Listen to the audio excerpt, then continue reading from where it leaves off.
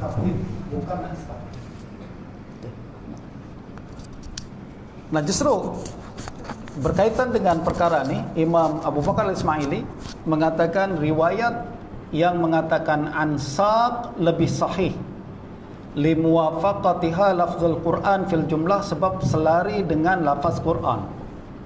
Lafaz Quran yauma yukshafu an saq, dia bukanlah yauma yukshafu an saqihi, ya tak? Jadi ini yang lebih sahih, walaupun dalam Sahih Bukhari sebutan yang diriwayatkanlah an saqih. Apa makna yukshafu an saq? Kata Ibnu Abbas, ini tafsiran salaf yang betul-betul salaf, Imam Ibnu Abbas, sahabat Nabi. Beliau pernah ditanya tentang makna ayat ini dan berkata, idza khafiya alaikum syai' minal Qur'an fattabi'uhu fi sya'r fa innahu diwanul Arab. Kata Ibnu Abbas, kalau kita samar berkenaan dengan makna ayat-ayat Quran, tengok di diwan syair Arab. Tengok ke diwan syair, sebab syair itulah kamus bahasa Arab pada zaman itu. Ama sami'tum qawla syair isbir anaqu innahu syarrun baqin qamatil harbu bina ala saqin wa huwa yaumu karbin wa syiddah. Jadi dalam bait syair pun ada qamatil harbu bina ala saq, peperangan telah berdiri di atas betis. Apa maknanya? Wa huwa yaumu karb wa syiddah, maknanya peperangan telah mengakibatkan satu hari yang sangat sukar dan susah. Jadi yukshafu ansab maknanya adalah hari yang sangat sukar. Hari yang sangat sukar. Jadi jangan kita mengatakan oh maknanya ini isbat betis, tak. Itu salah paham. Itu sama aja kita mengatakan okey, hulurkan tangan untuk manusia yang memerlukan, kita cuma hulur tangan aja. Padahal yang dimaksudkan adalah bantuan. Okey, hadis yang ke-18. Muka surat 172.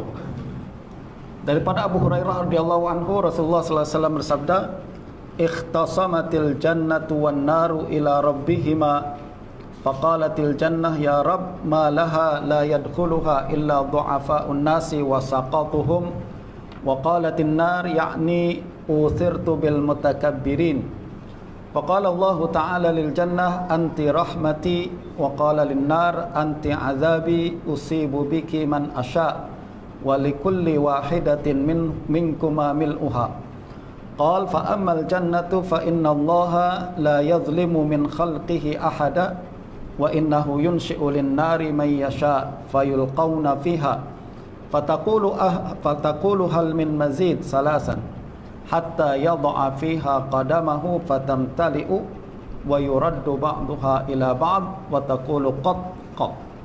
Surga dan neraka mengadu kepada Tuhan mereka. Surga berkata, wahai Tuhan, mengapa hanya kalangan lemah dan hina masuk ke tempatku? Neraka berkata, aku menjadi tempat kalangan yang angkuh dan sombong. Jadi surga dan neraka bertanya kepada Allah, kenapa yang masuk surga semua orang-orang hina saja, sedangkan neraka kata yang masuk ke tempat saya ni orang-orang besar. Ramai orang-orang besar masuk ke dalam neraka. Faqala Allah Ta'ala al-jannah, Allah berkata kepada surga, engkau adalah rahmatku.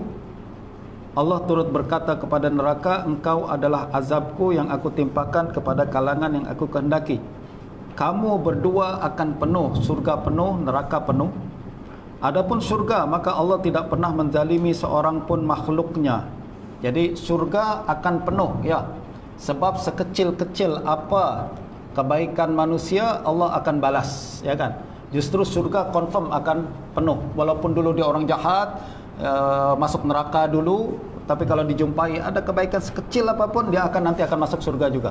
That's why surga akan penuh dengan sendirinya. Tapi neraka macam mana? Neraka terus meminta tambahan. Allah menciptakan untuk neraka makhluk yang dikehendaki lalu dicampakkan ke dalamnya. Jadi neraka pun ada manusia yang masuk ke dalamnya. Tapi neraka terus meminta tambahan sehingga dia meletakkan kakinya. Jadi neraka terus kata, hal min mazid, tambah lagi, tambah lagi, tambah lagi. Dia tak penuh-penuh. Sampai sampailah Allah Subhanahu wa taala meletakkan kakinya, pada saat itulah baru neraka rasa penuh. Maka neraka menjadi penuh dan sebagiannya melipat yang lain. Neraka lalu berkata, cukup, cukup. Jadi dalam hadis ini seolah-olah neraka terus minta sampai Allah letak kaki di situ, baru dicakap, oke, cukup. Oke, soalan kita adalah hadis ini menunjukkan menyebutkan qadam. Qadam adalah kaki, ya kan? Qadam adalah kaki secara bahasa qadam. Qadam ni tapak kaki. Tapak kaki. Tapi soalan, adakah hadis ni menunjukkan Allah Subhanahu wa taala punya tapak kaki ataukah macam mana makna dia? Menurut Ibn Furaq adalah seorang ulama Asy'ariyah dan juga seorang yang punya kemahiran dalam ilmu hadis. Beliau menjelaskan bahawa makna qadam bukan makna kaki, tapi qadam maknanya adalah yang terdahulu. Sebab qadam taqaddam, ya, dekat kan? Qadam taqaddam, maknanya qadam bukan kaki. Awak jangan salah tafsir, jangan salah terjemah. Di sini adalah Allah meletakkan qadamahu, maknanya orang-orang yang telah dulu Allah tetapkan sebagai ahli neraka, ya, orang yang terdahulu. Beliau menukil ucapan Nadhr ibn Shumail, seorang pakar bahasa daripada kalangan salaf. Nadhr ibn Shumail sering diriwayatkan hadisnya dalam Sahih Bukhari. Dia pakar bahasa, perawi hadis yang siqah juga. Dia berkata, inna ma'nal qadam hahuna humul kuffar alladhi sabaqa fi ilmi Allah ta'ala annahum min ahlin nar. Sesungguhnya makna qadam di sini adalah orang-orang kafir yang telah diketahui dalam ilmu Allah terdahulu bahwa mereka ahli neraka. Tengok, ini tafsiran salaf. Betul tak? Jadi tafsiran salaf menunjukkan bahwa qadam di sini jangan terjemah kaki, tapi terjemah orang kafir yang telah ditetapkan sebagai ahli neraka sejak terdahulu. Itu qadam dia. Ini salah satu bentuk tafsiran, ya. Nah, tapi ramai juga para ulama yang punya pandangan yang lain. Kata Imam Ibn Hibban dalam sahih dia, qadam di sini maknanya adalah menggunakan majaz mujawarah. Macam muzawarah macam tadi. Kita cakap mimbar pada hari ini akan berbincang, kan? Sebut mimbar tapi maksudnya yang berdekatan dengan mimbar. Nah, lalu hadis ni disebutkan qadam, kaki. Yang dimaksud adalah yang berdekatan dengan kaki, kata Ibn Hibban. Apa dia? Tanah, tempat tinggal, betul tak? Jadi kata Ibn Hibban, Allah meletakkan qadamnya, maksudnya Allah meletakkan tempat-tempat tinggal orang-orang kafir dan yang bermaksiat untuk dimasukkan ke dalam neraka. Bermakna yang masuk neraka nanti adalah pertama orang-orang kafir ni. Pertama orang-orang yang melakukan maksiat itu masuk neraka. Tapi kata neraka tak cukup, masih banyak tempat lagi. Terus tambah lagi. Sampailah Allah masukkan sekali tempat-tempat yang mereka lakukan maksiat pun masuk ke situ. Baru penuh. Jadi dia pernah masuklah disco, klub malam, tanah lapang, tempat orang zouk out, tahu tak zouk out? Tempat orang yang berpesta maksiat, semua masuk. Jadi baru malaikat neraka cakap cukup. Okeylah, cukup. Itu pandangan Imam Ibn Hibban, ya. Pandangan Ibn Hibban dalam Sahih Ibn Hibban. Dan banyak lagi pandangan yang lain.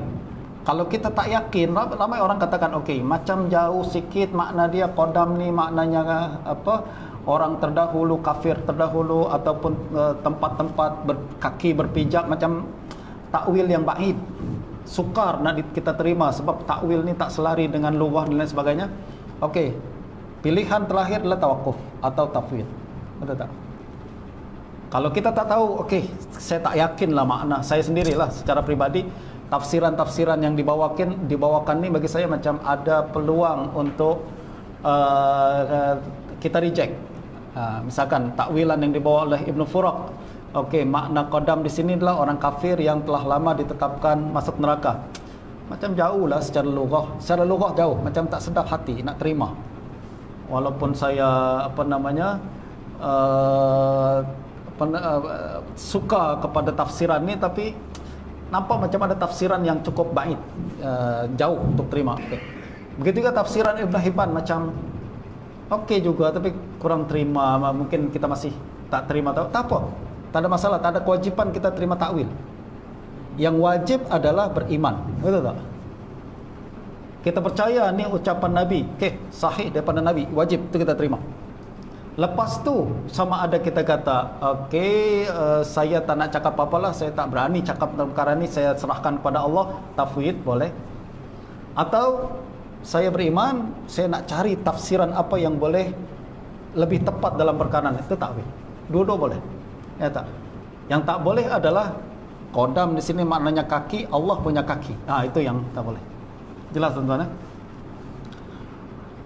Hadis yang ke-19 179 daripada Muawiyah bin Hakam radhiyallahu anhu, ataitu Rasulullah sallallahu alaihi wasallam faqultu ya Rasulullah inna jariyatan li kanat tar'a ghanaman li fajituha wa qad fuqidat syatun minal ghanam fasa'altuha anha faqalat akalaha dhib fa asiftu 'alaiha wa kuntu min bani adam falatamtu wajhaha wa 'alayya raqabah afa'utiquha faqala laha Rasulullah sallallahu alaihi wasallam aina Allah faqalat fis sama' faqala man ana faqalat anta Rasulullah faqala Rasulullah sallam a'tiqha.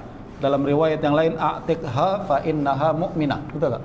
Ini hadis yang cukup masyhur berkenaan dengan jariyah, seorang perempuan yang pernah mengembala kambing bagi Muawiyah bin Hakam. Kata Muawiyah, aku mendatangi Rasulullah SAW dan berkata, wahai Rasulullah, sesungguhnya seorang hamba perempuan mengembala kambing milikku. Suatu hari aku datang, aku mendapati seekor kambing telah hilang. Aku bertanya kepadanya dan dia menjawab seekor serigala memangsanya. Sebagai manusia biasa, aku marah lalu menampar wajahnya. Jadi dia ditugaskan untuk jaga kambing, satu kambing seekor hilang. Apabila ditanya, mana dia? Dia tuduh dia mencuri ya, atau dijual ke. Tapi dia cakap ada serigala yang telah paham dia. Oh, dia pun marah, dia ada ditampar wajah dia. Nah, aku memiliki kewajiban untuk memerdekakan hamba untuk kafarah. Nah, sekarang ni saya menyesal, dia cakap, dan saya ingin bayar kafarah. Sebab kafarah untuk satu misalkan orang bersumpah ya kan, kafarah jima di bulan Ramadan, apa kafarah banyak, biasanya selalu membebaskan hamba sahaya kan. Dan syarat hamba sahaya tu mesti yang mukminah, raqabah mukminah. Nah, Muawiyah ingin tahu sama ada perempuan tu cukup syarat atau tak. Jadi dia nak Nabi yang pastikan cukup syarat atau tak syarat. Soalan saya adalah, kenapa Muawiyah tak cek sendiri? Nak tahu hamba ni cukup syarat tak cukup syarat, you pergi sendiri tanya dia. Syahadat ke tak? Lagi pun ni hamba sahaya dia kan? Hamba sahaya dia. Tinggal berapa tahun-tahun bersama dia, takkan dia tak tahu, tak tengok solat ke, pernah solat ke tak solat. Kalau setakat nak tahu dia mukmin atau tak mukmin, simple, dia syahadat ke apa ke. Nah, kenapa dia minta Nabi juga nak pastikan? Ada beberapa kemungkinan. Kemungkinannya adalah para ulama seperti Imam Baihaqi, Imam Abu Daud dan ramai yang lain mengatakan kemungkinan perempuan tu tak boleh cakap. That's why dia tak boleh pastikan sendiri. Betul tak? That's why dia perlu panggil Nabi untuk tes dia. Kalau dia boleh cakap, senang, tinggal tanya, awak mukmin? Tapi kalau tak mukmin, tak tahu dia nak tes macam mana. Orang pakai bahasa isyarat pun, betul tak? That's why dia minta Nabi. Nabi pun datang, Nabi tanya soalan, Aina Allah? Nah, ini yang kemudian ulama ramai yang mengatakan maksudnya di sini bukan direct soalan di mana Allah, akan tapi menggunakan bahasa isyarat yang ditafsirkan oleh perawi dengan ucapan di mana Allah. Betul tak? Dan dia pun menjawab di langit itu dengan guna bahasa isyarat, tunjuk yang memberikan kepahaman bahawa dia adalah percaya kepada Allah Subhanahu Wa Taala. Itu satu tafsiran kalau kita nak kata perempuan ni tak boleh cakap. Kalau perempuan ni boleh cakap, macam mana? Ada isu tak kalau kita cakap aina Allah? Boleh tak kita tanya soalan di mana Allah? Kata Imam kata Imam boleh? Kata Imam Ibn al-Arabi, Imam Ibn al-Arabi, dia kata sebenarnya soalan aina Allah tak ada masalah. Kita memang yakin Allah tidak tempat tertentu, arah tertentu. Tapi boleh tak kita tanya di mana Allah? Kata dia boleh. Kenapa? Sebab persoalan di mana dalam bahasa Arab, ini sekali lagi jangan bincang dalam bahasa Melayu. Soalan di mana Allah dalam bahasa Arab bukan hanya bertanya tempat, tapi kedudukan. Jadi kita boleh kata aina huwa fi qalbika, ya. Misalkan aina huwa fi qalbik, maksudnya di mana kedudukan dia di dalam hatimu. Dekat ke, jauh ke, sayang ke tak sayang, itu boleh tanya aina. Justru kalau dia punya dua makna macam tu, aina bermakna tempat dan bermakna kedudukan, bolehlah kita guna aina Allah, maksudnya di mana kedudukan Allah dalam hatimu. Betul tak? Awak tinggi hormati atau hormati dan sebagainya, tinggi atau rendah dalam hati dan sebagainya. Itu kata Imam Ibn al-Arabi.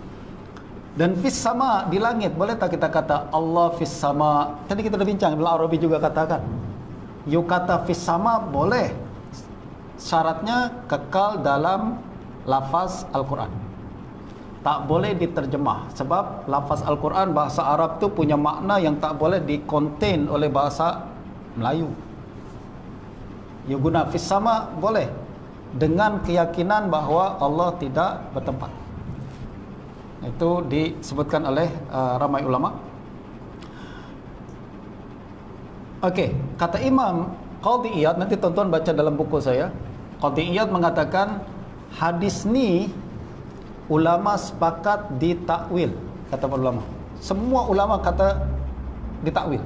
Tak ada satupun ulama yang menetapkan hadis ni diambil secara literal.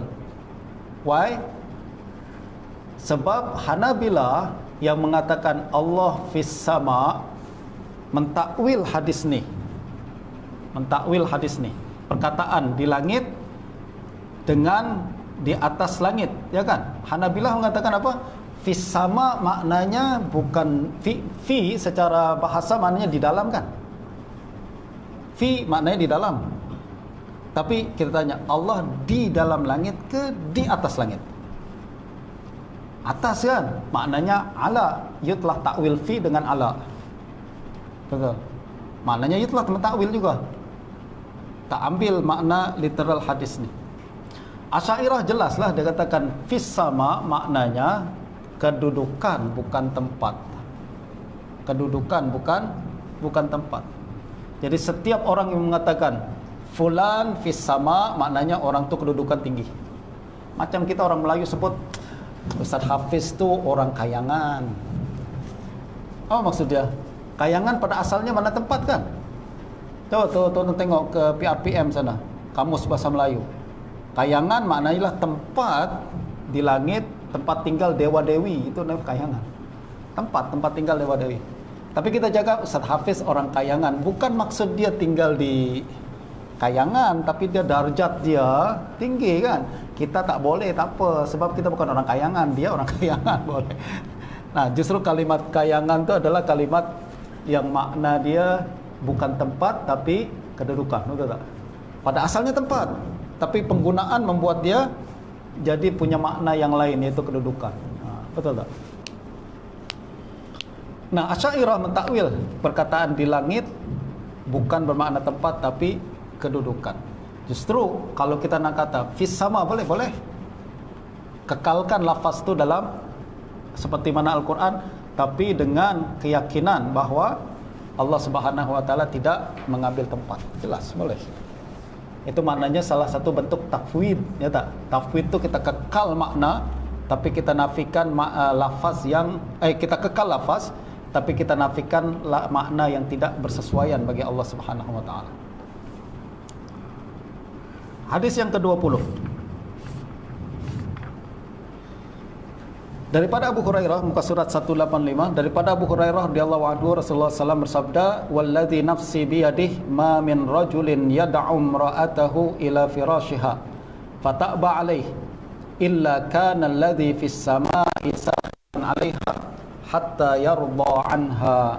Demi zat yang jiwaku berada di tangannya, apabila seorang suami mengajak istrinya ke tempat tidur namun dia menolak, maka yang di langit akan murka kepadanya sehingga suaminya kembali memaafkan. Soalan, yang di langit ni siapa? Ya kan? Kalau istri menolak ajakan suami, yang di langit marah sama dia sampai suaminya baik semula. Selagi mana dia marah, selagi itu juga yang di langit marah. Soalan, yang di langit dia tak jelas disebutkan siapakah? Ya tak? Kalau tuan-tuan buat kajian takhrij, kumpul riwayat, tuan-tuan akan nampak satu riwayat lain, yaitu riwayat mengatakan apabila seorang suami memanggil istrinya ke tempat tidur namun dia menolak, lalu suami tersebut marah, maka para malaikat melaknat istri itu hingga pagi. Jadi riwayat lain mengatakan para malaikat, betul tak? Nah, perbezaan riwayat ni bermakna bahawa maksud yang di langit dalam riwayat tu adalah malaikat sebagaimana dalam riwayat ni. Itu pentingnya kita mentakhrij hadis sebelum kita buat apa-apa tafsiran. Sebab setiap riwayat mentafsirkan satu sama lain. Ya, setiap riwayat mentafsirkan satu sama lain.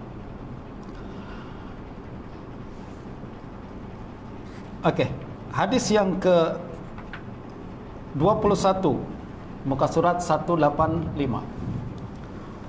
Daripada Ibnu Umar, beliau berkata, suatu hari Rasulullah SAW melihat kesan ludah di dinding masjid yang berada di arah kiblat. Baginda lalu membersihkannya. Baginda lalu menghadap orang ramai dan bersabda, "Idza kana ahadukum yusalli fala yabsuqu qibala wajhihi fa innallaha qibala wajhihi idza shalla." Apabila salah seorang kamu melakukan salat, maka janganlah dia meludah ke arah hadapannya. Sesungguhnya Allah berada di arah hadapan apabila dia tengah salat. Nah, ini beza dengan tadi. Hadis tadi katakan di langit. Sekarang Tuhan di depan orang ketika salat. Betul tak? Kalau kita ambil dua-dua hadis secara literal, bertentangan satu sama lain. Yang satu kata di langit secara literal, yang satu depan orang solat secara literal. Bertentangan lah, maknanya di atas, di langit ke di bumi ni, kan? Mesti salah satunya kita takwil. Sama ada kita takwil yang fis sama atau kita takwil yang depan solat. Dan mana-mana yang kita takwil, orang lain boleh mentakwil hadis kita. Kalau kita takwil yang depan solat, ya depan solat ni maknanya ilmu Allah di depan dia. Maknanya awak telah mentakwil. Kenapa awak boleh takwil hadis ni, kami tak boleh takwil fis sama tu? Betul tak? Jadi mana yang kita takwil menunjukkan bahawa pertama takwil adalah satu kemestian, perlu pentafsiran. Takwil ni diperlukan untuk menjamak hadis-hadis yang bertentangan, betul tak? Dia adalah satu keperluan. Tak boleh ditinggal sama sekali. Haramkan sama sekali, maknanya sekali tak mungkin. Jadi dia diperlukan. Nah, ini yang diucapkan oleh Imam Ibn Hajar dalam Fathul Bari. Beliau mengatakan hadis ini membatalkan pandangan yang menyatakan bahawa zat Allah berada di atas arsy secara hakikat. Ini kata Ibn Hajar dalam Fathul Bari. Hal itu karena hadis ini menyatakan secara jelas bahawa Allah berada di hadapan orang yang tengah salat. Jika mereka mentakwil hadis ni, maka lawan mereka boleh mentakwil dalil mereka. Ya kan? Okey, ada dua hadis ni, kata di langit satu depan salat. Macam mana? Kalau dia kata ke depan salat kena ditakwil, maknanya you boleh takwil ni, I boleh takwil you. Takwil satu lagi. Jadi dua-dua boleh menunjukkan bahawa lawannya boleh mentakwil mereka. Nah, Imam Ibn Abdul Bar dalam Tamhid, menarik ini tuan Imam Ibn Abdul Bar. Ibn Abdul Bar dia tegas dalam Tamhid, katakan Allah di langit itu adalah akidah seluruh Ahlus Sunnah wal Jamaah. Di atas arsy itu adalah akidah Ahlus Sunnah wal Jamaah. Lalu hadis ni macam mana? Betul, dia perlu takwil. Dia perlu takwil. Dia katakan apa? Wa amma qawluhu fi hadzal hadis fa inna Allaha qibala wajhihi idza shalla fakalamun kharaja 'ala ta'zim li sya'nil qiblati wa ikramiha. Dia katakan hadis ni, hadis Allah di depan orang salat, sebenarnya bukan Allah depan orang salat, tapi kiblat Allah depan salat, depan orang yang tengah salat. Okey, maknanya itu takwil kan? Takwil lah. Ya. Jadi boleh takwil. Aku boleh takwil, engkau tak boleh. Itu tak betul. Kadang ada orang buat macam tu. Aku boleh takwil, engkau tak boleh. Ini yang tak adil lah kan, tak fair. Jadi kalau sama ada awak halang takwil secara konsisten, atau awak benarkan takwil secara konsisten. Betul tak? Tak boleh. Sekali boleh, sekali tak boleh. Hadis ke-22. Ini pun masih berkaitan dengan di mana Allah Subhanahu wa taala. Muka surat 194 daripada Abu Hurairah radhiyallahu anhu, Rasulullah SAW bersabda, aqrabu ma yakunul 'abdu min rabbih wa huwa sajidun fa aktsirud du'a. Keadaan paling dekat antara seorang hamba dengan Tuhannya adalah apabila dia tengah sujud. Maknanya kalau kita tengah sujud, itulah dekat dengan Allah. Betul tak? Kalau kita tengah sujud, kalau kita tak kata Allah di langit, sepatutnya berdiri kita lebih dekat dengan Allah daripada kita sujud. Tapi Nabi kata tak, sujud itulah lebih dekat dengan Allah. Ini dekat macam mana? Kalau dia cakap maksudnya dekat daripada pahala Allah, itu takwil. Kita setuju. Buat macam tu. Betul tak? Buat macam tu kita setuju. Awak boleh takwil hadis ni, kita boleh takwil hadis sama. Sama dua-dua boleh takwil. Tak boleh kita halang satu hadis, halang yang lain. Nah, Imam Nawawi berkata, qauluhu sallallahu alaihi wasallam, aqrabu ma yakunul 'abdu min rabbih wa huwa sajid fa aktsirud du'a, ma'nahu aqrabu ma yakunu min rahmati rabbih wa fadlih. Tengok Imam Nawawi kata, maksud dekat dengan Allah ketika sujud, maksudnya dekat dengan rahmat dan kurnia Allah Subhanahu wa taala. Sebab kita Ahlussunnah wal Jamaah tak kata Allah ni dekat dan jauh dengan jarak. Kita boleh kata si fulan jauh daripada Allah, betul-betul. Tapi bukan jarak kan. Bukan berapa kilometer, berapa perjalanan cahaya, tak ada. Dekat dengan ibadah, jauh dengan maksiat, betul tak? Justru Allah, hadis ni mengatakan paling dekat kita dengan Allah, dia bukan dekat kedekatan jarak, tapi kedekatan rahmat, kasih sayang, anugerah dan maghfirah Allah Subhanahu wa taala. Hadis yang ke-23. Ini hadis tentang Isra dan Mi'raj, hadis yang cukup panjang. Tuan-tuan boleh baca hadis ni, sangat panjang lah actually. Muka surat 197 hingga 200 lebih. Tapi saya nak ambil sikit saja berkenaan dengan ucapan Nabi sallallahu alaihi wasallam, wadanal jabbaru rabbul izzah fatadalla hatta kana minhu qaba qausaini aw adna. Hadis ni walaupun ada dalam Sahih Bukhari, sebenarnya mengandungi banyak ilal, banyak illah. Jadi tuan-tuan kena faham ya, dalam perbincangan yang sangat detail macam ni, kita tak boleh lagi berbincang hadis ni sahih dalam Sahih Bukhari, maknanya kita kena terima word by word. Tak, ini perbincangan detail sangat. Perbincangan tadi dalam, walaupun dalam Sahih Bukhari sebut saqihi, Imam Ismaili katakan tak, yang betul adalah saq, betul tak? Walaupun ada dalam Sahih Bukhari, tak boleh terus pandangan kita macam ilmu hadis baru nak merangkak-rangkak. Sahih Bukhari kena buat macam ni. Saya Muslim tak macam tu. Ini perbincangan paling halus, paling dalam, justru menuntut perbahasan yang lebih mendalam lagi. Bukan sekedar Sahih Bukhari maknanya sahih semua word by word, tak. Nah, dalam hadis ni diriwayatkan oleh Syarik bin Abdullah bin Abi Namir daripada Anas ibnu Malik. Dan kata Imam Imam Ibnu Hajar, paling kurang ada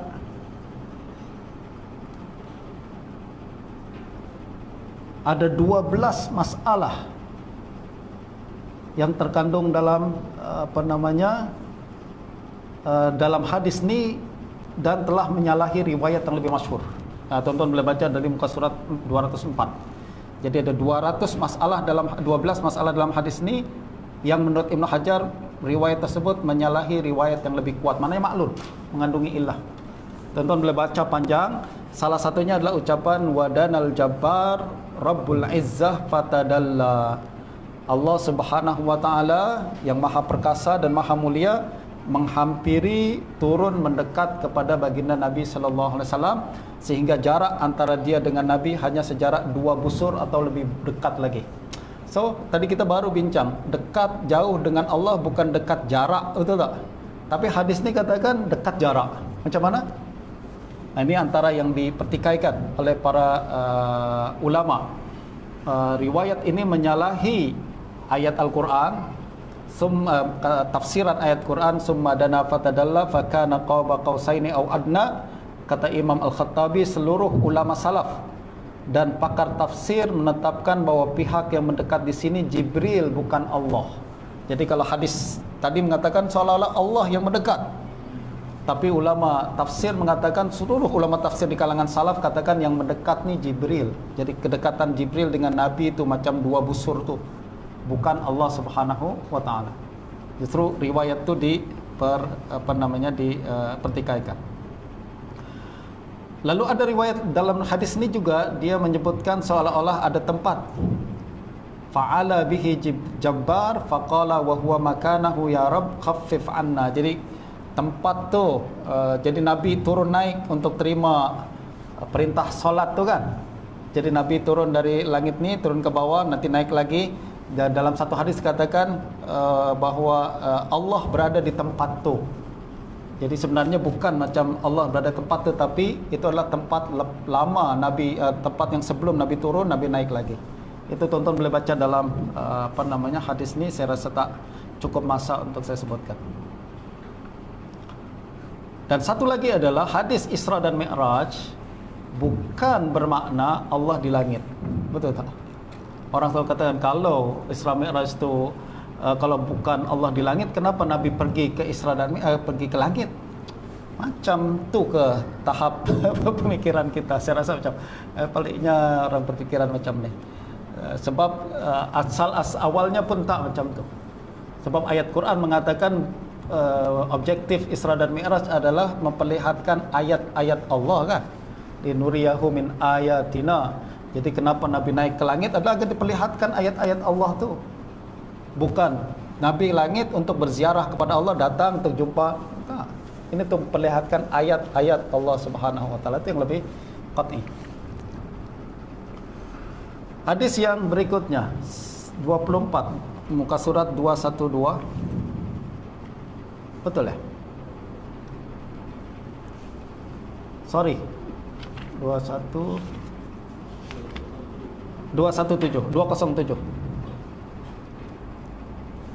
Cahaya. Ini masih berkaitan dengan Isra dan Mi'raj.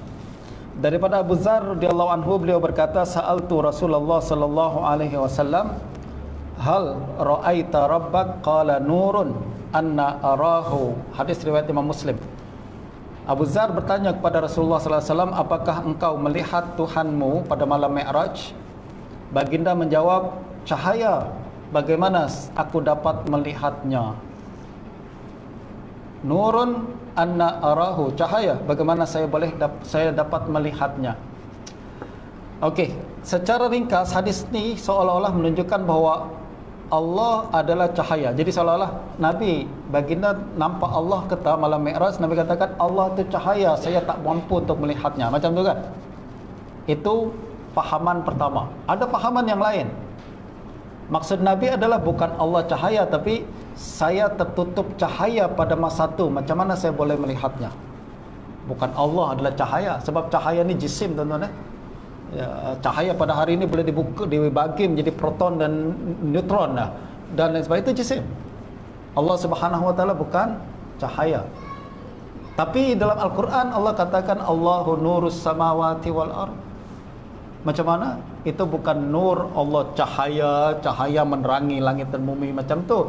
Tapi nur maksudnya di sini adalah pemberi hidayah kepada langit dan bumi, atau penerang langit dan bumi, bukan cahaya. That's why dalam tafsiran ni pun kita kena berhati-hati dalam.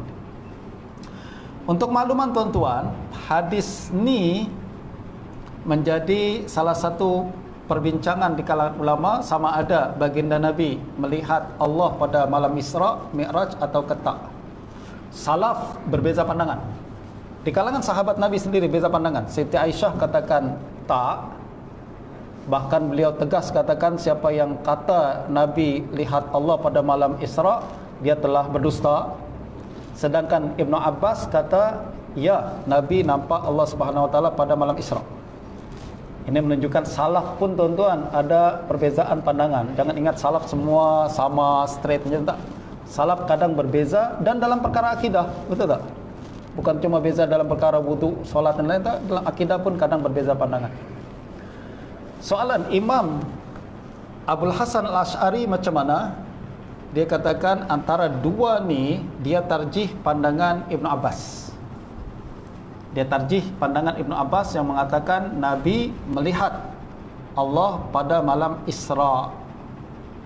Pada malam Isra. Kenapa? Banyak dalil dia, antaranya adalah dalam usul kita mengatakan al-musbit muqaddam 'ala nafi. Al-musbit muqaddam 'ala nafi, yang menetapkan satu perkara mesti didahulukan daripada yang menafikan, sebab indahu ziyadah ilm, yang menetapkan dia ada tambahan ilmu yang tidak dimiliki oleh orang yang tidak yang menafikan. Sebab mungkin yang menafikan kata tak, Nabi tak begitu, tapi padahal dia, sebab itulah pengetahuan dia kan. Tapi yang menetapkan dia ada bukti. Justru yang menetapkan selalu kalau ada ta'arud kita dahulukan yang menetap. Muqaddam al-musbit muqaddam 'ala nafi. Dan pandangan Imam Abul Hasan Al-Asy'ari selari dengan pandangan Ahmad bin Hanbal. Saya buat satu bacaan. Sebenarnya bagi saya lah, pandangan Imam Al-Asy'ari adalah sama dengan pandangan Imam Ahmad dalam perkara akidah. Mungkin orang tak setujulah dalam perkara ni. Mungkin orang tak setuju sebab ni ada akidah Hanbali, ada akidah Asy'ari, betul tak? Sebenarnya Asy'ari adalah mazhab Ahmad bin Hanbal. Beliau sendiri sebut dalam Ibanah bahawa dia follow Imam Ahmad dan lain sebagainya. Justru akidah Asy'ari adalah akidah Ahmad bin Hanbal, cuma bukan akidah Hanbali. Beza ya? Ada akidah Ahmad, ada akidah Hanbali. Tentulah kalangan Hanabilah akan kata kami sama dengan akidah Imam Ahmad, sebab kami pengikut Imam Ahmad. Imam Abul Hasan Al-Asy'ari sebenarnya mengikut Imam Ahmad tapi dalam bentuk yang lain. Bentuk yang lain. Ini satu dapatan saya yang tuan-tuan mungkin masih tak setuju tak apa, yang lain pun tak setuju tak apa. Tapi sebenarnya Imam Asy'ari adalah mengikut mazhab Imam Ahmad. Dan sebab Imam Ahmad pada masa itu tuan-tuan adalah simbolik Ahlus Sunnah wal Jamaah selepas mihnah khalqil Quran. Selepas mihnah khalqil Quran, dia satu-satunya simbol Ahlus Sunnah wal Jamaah. Justru kalau orang nak tahu pandangan dia betul tak salah dalam akidah, dia tanya tentang Imam Ahmad. Imam Ahmad yang akan kata, ni begini, pandangan macam ni, pandangan macam tu. Semua pandangan Imam Ahmad itulah Ahlus Sunnah wal Jamaah. Justru kalau Imam Abul Hasan bawa pandangan lain selain pandangan Imam Ahmad, confirm dia terkeluar daripada Ahlus Sunnah wal Jamaah. Justru di awal-awal beritahu saya follow Imam Ahmad. Cuma isunya adalah Hanabilah dia beza dengan pendekatan Imam Ahmad. Menurut Asy'ariyah lah. Tengok kalau tuan-tuan tengok perbincangan Asy'ariyah berkenaan dengan Imam Ahmad, tak ada satu pun yang memandang negatif Imam Ahmad. Cuma masalah mereka dengan Hanabilah. Masalah mereka dengan Hanabilah. Faham ke tak faham? Kalau tak faham tak apa, tunggu buku saya nanti akan keluar. Nah, Imam Muslim memasukkan hadis ni dalam kitab sahih. At-Tirmizi menilai hadis ni hasan, tapi Imam Ahmad menilai hadis ni munkar. Hadis yang kita bincang sekarang ni, nurun anna arahu, ya kan? Menurut Imam Ahmad munkar. Beliau mengatakan maziltu munkiran li hadzal hadis wa ma adri wajha. Saya dari dulu menghukum munkar hadis ni, saya tak tahu apa maksudnya, tak apa maknanya. Jadi Imam walaupun ada dalam Sahih Muslim, tapi Imam Ahmad menilai hadis ni munkar.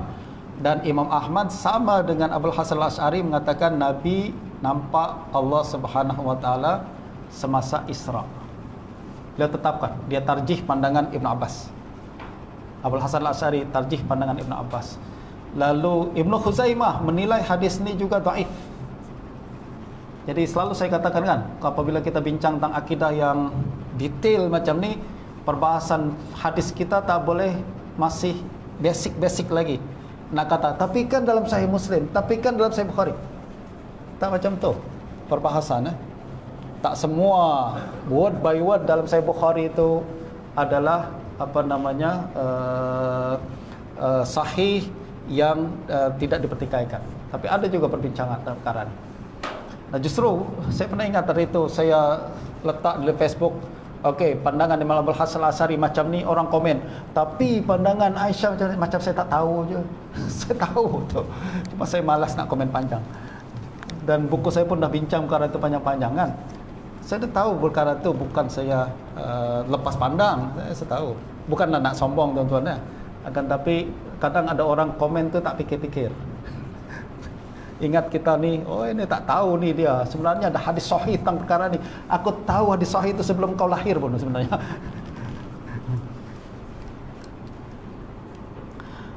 Okey, Imam Ibnul Jauzi katakan macam tu juga. Ibnul Jauzi adalah seorang ulama mazhab Hanbali dan guru dia Ibn Aqil juga berakidah bermazhab Hanbali, dan beliau katakan tak apa namanya, kita tak boleh kata Tuhan adalah cahaya. Cahaya macam cahaya yang kita nampak macam ni kan. Tak, itu bukan Tuhan bukan macam tu, sebab cahaya adalah jisim. Ini yang saya dah sebutkan tadi, para ulama terbagi kepada 3 pandangan berkenaan sama ada Nabi SAW melihat Allah ke tidak pada malam Mi'raj. Siti Aisyah menafikan, begitu juga Abu Hurairah dan Ibn Mas'ud dan Ibn Abbas. Abu Zar ada 2 pandangan.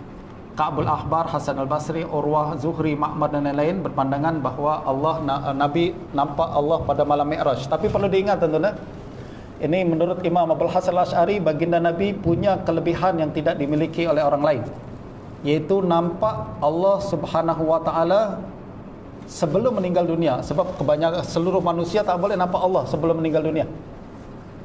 Tapi Nabi boleh nampak pada malam Isra, pada malam Isra dan Mi'raj. Tapi perlu diyakini bahawa nampak tu nampak yang tidak pakai arah, tempat, jarak dan sebagainya, macam yang kita bincang seperti tadi, yang melihat Allah bila kaif. Dan Nabi juga bercakap-cakap dengan Allah Subhanahu wa taala pada malam Isra dan Mi'raj secara direct tanpa perantara, macam Nabi Musa. Ahlussunnah wal Jamaah menetapkan Nabi Musa bercakap kepada Allah tanpa perantara kan. Wa kallamallahu Musa taklima, maknanya direct, langsung percakapan tu tanpa perantara. Tapi kita perlu ingatkan, kalam Allah bukan suara, kalam Allah bukan huruf. Macam mana kalau begitu? Tanya macam mana pula bila kaif? Simple, bila kaif. Yalah, bila kaif. Jadi Allah boleh dilihat bila kaif. Allah Subhanahu wa taala dilihat didengar kalam Allah bila kaif. Ada orang ingat mazhab Asy'ari apabila mengatakan kalam Allah bukan huruf, bukan suara, maknanya tak boleh didengar. Pandai-pandai dia cakap macam tu. Serius, dia dulu saya tengok. Mazhab Asy'ari kata kalam Allah, kalam nafsi, bukan huruf, bukan suara. Maknanya Nabi Musa tidak bercakap-cakap dengan Allah sebab dia tak boleh dengar kalam yang bukan bentuk suara atau huruf. Dia cakap pandai-pandai cakap macam ni. Mazhab Asy'ari katakan kalam Allah bukan huruf, bukan suara, tapi boleh didengar. Tapi boleh didengar oleh Nabi Musa. Tapi boleh didengar oleh baginda Nabi sallallahu alaihi wasallam pada malam Isra. Bagaimana boleh bila kaif lah. Simple aja. Sebab Quran kata macam tu, hadis kata macam tu, kita terima. Yang selama ni kita cakap bagaimana tu tak boleh kan. Awak sekarang tanya bagaimana pula. That's why kita kena, dari dulu saya katakan nak bincang tentang mazhab Asy'ari boleh, kritik pun boleh. Saya tak against kritik. Kritiklah mazhab Syafi'i ke, Hanbali ke, Hanafi ke, Asy'ari ke, Maturidi, boleh kritik. tapi lepas faham betul-betul. Saya tak suka orang belum baca, baru baca sikit, faham sedikit, baru nak kritik. Itu yang tak betul. Itu yang buat malu kita kan. Bagi rasa itu yang tak tepat lah. Bagaimanapun tuan-tuan, ada pandangan ketiga, tawakuf. Ini dibawakan oleh Imam Qurtubi dalam syarah Sahih Muslim, dan Qadhi Iyad katakan ba'd masyayikhina, setengah guru-guru kami, mereka tak berani cakap Nabi nampak Allah, nampak Allah atau tak pada malam Isra. Walaupun ada dua pandangan salaf dalam perkara ini, mereka tawakuf dalam perkara tersebut. Inilah sebagian, tapi jumhur ulama mazhab Asy'ari adalah menetapkan Nabi melihat Allah pada malam Mi'raj.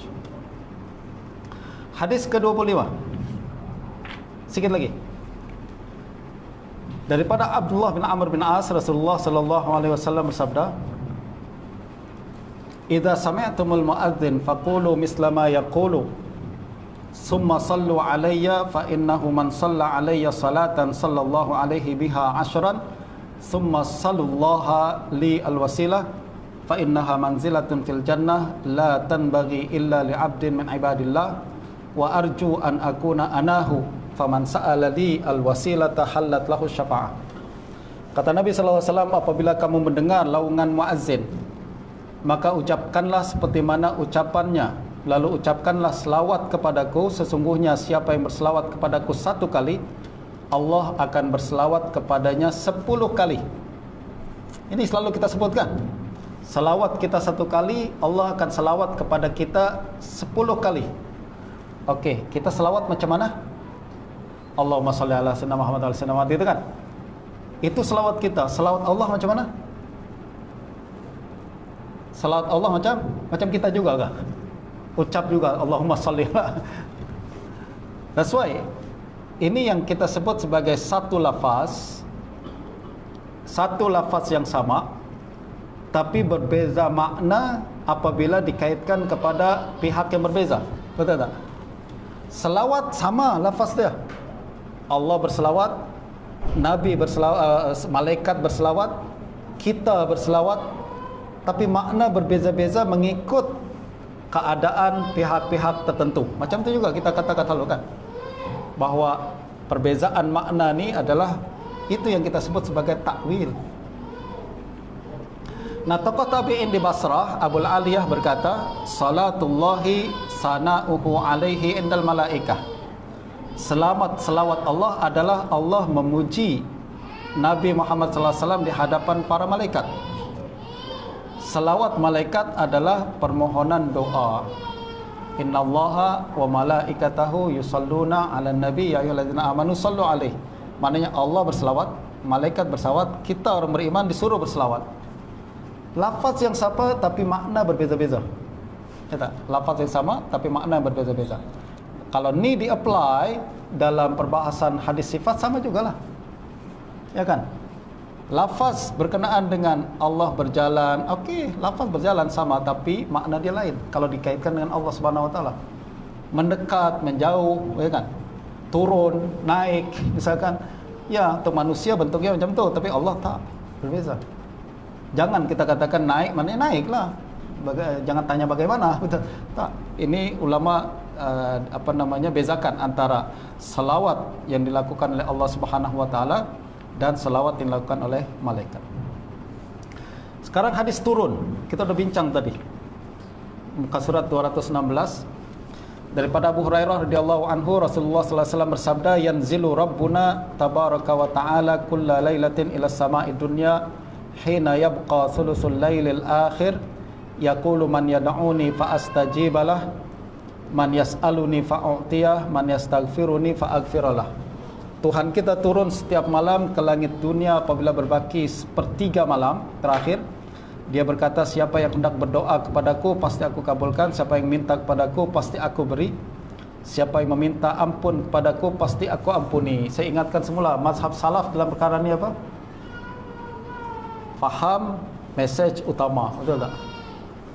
Apa yang Nabi sampaikan adalah ini special time untuk orang yang nak bangun malam, qiyamul lail. Nah, ini waktu khusus. Nah, itulah yang dipahami salaf. Justru mereka terus bangun malam, qiyamul lail dan lain sebagainya. Tak ada perbincangan apa makna yanzilu dan adakah isbat turun, ada isbat pergerakan dan lain sebagainya. Tadi kita dah bincang panjang tentang perkara ni. Salaf melakukan imrar tanpa ulasan sebab yang dia faham, yang dia inginkan adalah mesej utama. Dan Imam Al-Khattabi menyalahkan pandangan yang menetapkan pergerakan bagi Allah. Ada setengah ulama, dan setengah ulama itu adalah ulama ahli hadis, yang katakan kalau kita hadis kata yanzilu maknanya menunjukkan Allah bergerak. Sebab turun melazimkan pergerakan, melazimkan tempat, betul tak?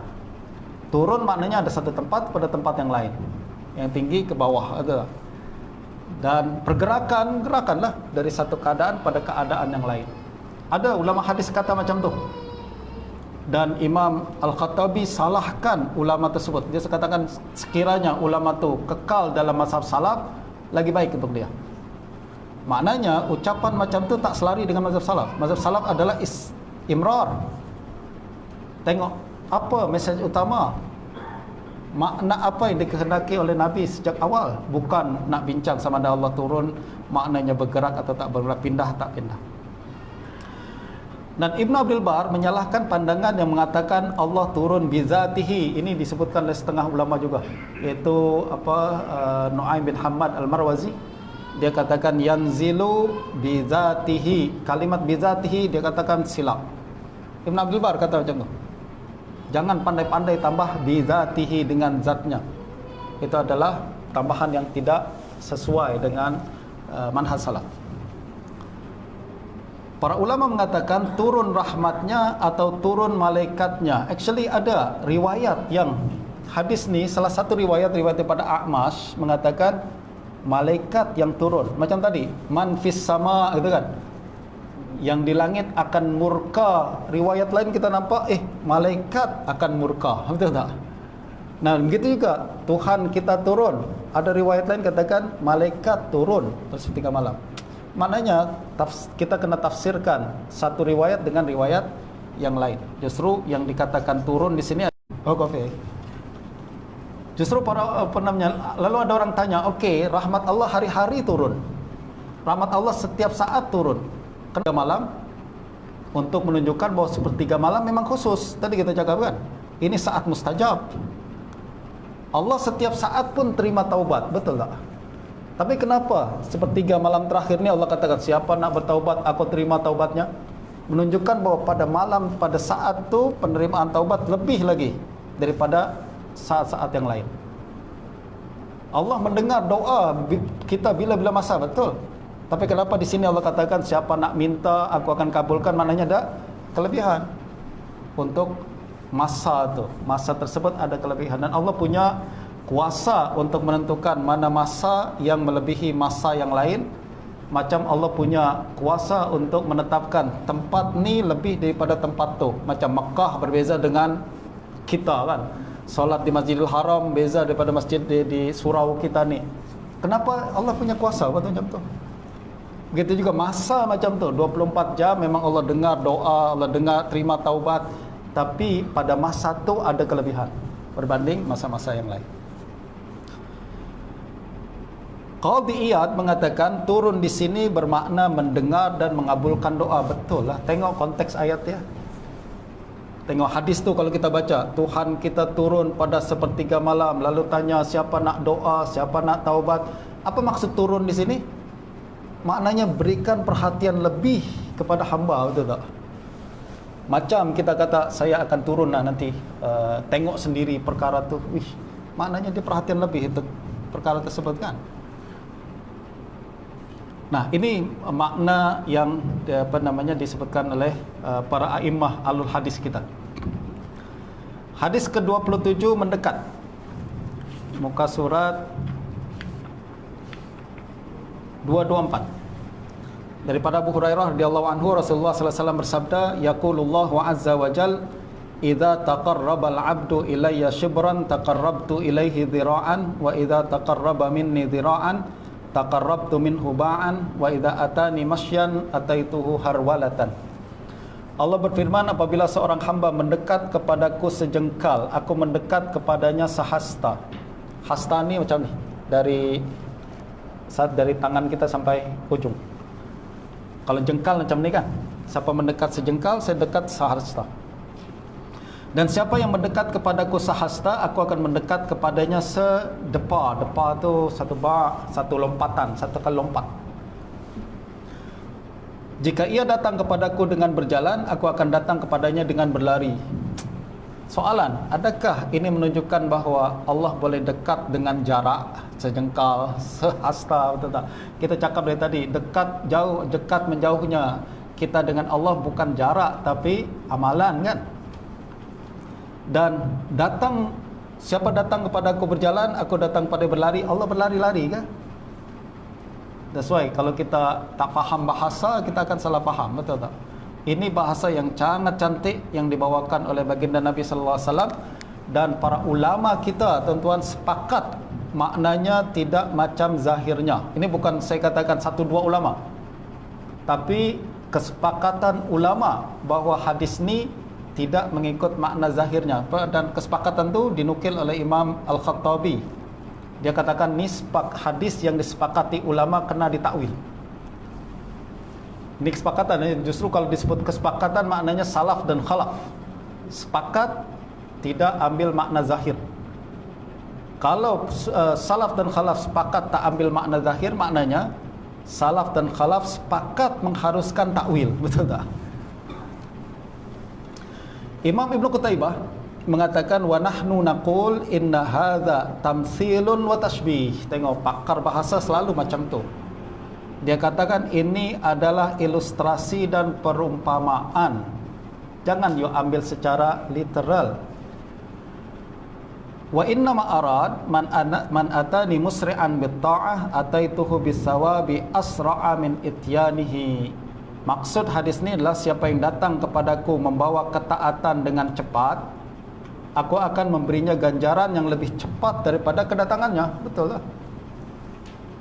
Perkara tersebut lalu diilustrasikan dengan berjalan dan berlari. Maknanya bukan maksud hadis Nabi ini nak menetapkan Allah berjalan dan berlari, akan tapi nak tunjuk bahawa balasan Allah lebih cepat daripada perbuatan hamba. Siapa yang datang dengan amalan ibadah dengan segera, balasan lebih besar daripada tu. Ini adalah kesepakatan para ulama, tuan-tuan. That's why saya pun agak pelik kalau ada setengah kalangan hari ini mengatakan berlari adalah sifat Allah. Siapa cakap macam tu? Ini menunjukkan bahawa manhaj yang tak selari dengan ulama terdahulu dan terkemudian, bahkan tak selari dengan ulama al-hadis sendiri. Hadis yang ke-28, mendekatkan mukmin, muka surat 229. Daripada Safwan Ibn Muhriz, dia berkata, bainama amshi ma'a Ibn Umar radhiyallahu anhuma akhidun biyadihi idh arada rajul faqala kaifa sami'ta Rasulullah sallallahu alaihi wasallam fi najwa faqala sami'tu Rasulullah sallallahu alaihi wasallam yaqul innallaha yudnil mu'mina fayadha'u alaihi kanafahu wa yasturuhu fayaqulu ata'rifu dhanba kadza fayaqulu na'am ay rabb hatta idza qarrara bidhunubihi wa ra'a fi nafsihi annahu halak qal satartuha alayka fid dunya wa ana aghfiruha lakal yawm fayu'ta kitaba hasanatih wa amal kafir wal munafiqun fayaqulu al ashhadu haula'i alladhina kadzabu ala rabbihim ala la'natullahi 'alal zalimin. Apabila saya tengah berjalan sambil bergandengan tangan dengan Abdullah bin Umar, tiba-tiba seorang laki-laki menghalang. Ia lalu berkata kepada Ibnu Umar, bagaimana engkau mendengar Rasulullah sallallahu alaihi wasallam bersabda tentang najwa? Najwa ni adalah direct private conversation antara seorang hamba dengan Allah Subhanahu wa taala. Ibnu Umar menjawab, aku mendengar Rasulullah sallallahu alaihi wasallam bersabda, sesungguhnya Allah mendekatkan seorang mukmin. Jadi Allah panggil orang mukmin nanti untuk hisab, Allah dekatkan dia, lalu meletakkan penutup ke atasnya. Dalam hadis ni fayadha'u alaihi kanafahu. Ada riwayat lain fayadha'u alaihi katifahu. Kanafahu jadi katifahu. Ada riwayat katifahu maksudnya dia letak bahu dia. Jadi didekatkan sampai pegang bahu. Ini riwayat silap. Yang betul adalah kanafahu. ditutup dengan hijab agar orang lain tak dengar perbincangan antara dia dengan Allah Subhanahu wa taala. Allah lalu berfirman, ingatkah kamu dengan dosa ni? Jadi Allah panggil, tutup, ni private conversation, tak boleh ada siapa yang dengar. Allah sebutkan satu-satu. Awak dulu buat ni kan? Awak dulu buat ni kan? Awak dulu ni kan? Semua dosa kita Allah sebut. Allah sebutkan semua dosa-dosa kita. Sampailah orang terus akan selalu mengatakan betul. Naam ya Rabb. Ya Naam, betul. Dia tak boleh mengelak lah. Allah terus menyebutkan dosa-dosanya sehingga orang itu menyangka bahawa dia akan binasa. Orang itu kata, dosaku banyak sangat, confirm neraka lah ni lepas ni. Allah lalu berfirman, aku telah menutupi dosa-dosa ini di dunia dan pada hari ini aku mengampunkannya. Don't worry, kata dia. Kata dia udah rasa bimbang sangat. Allah kata jangan bimbang.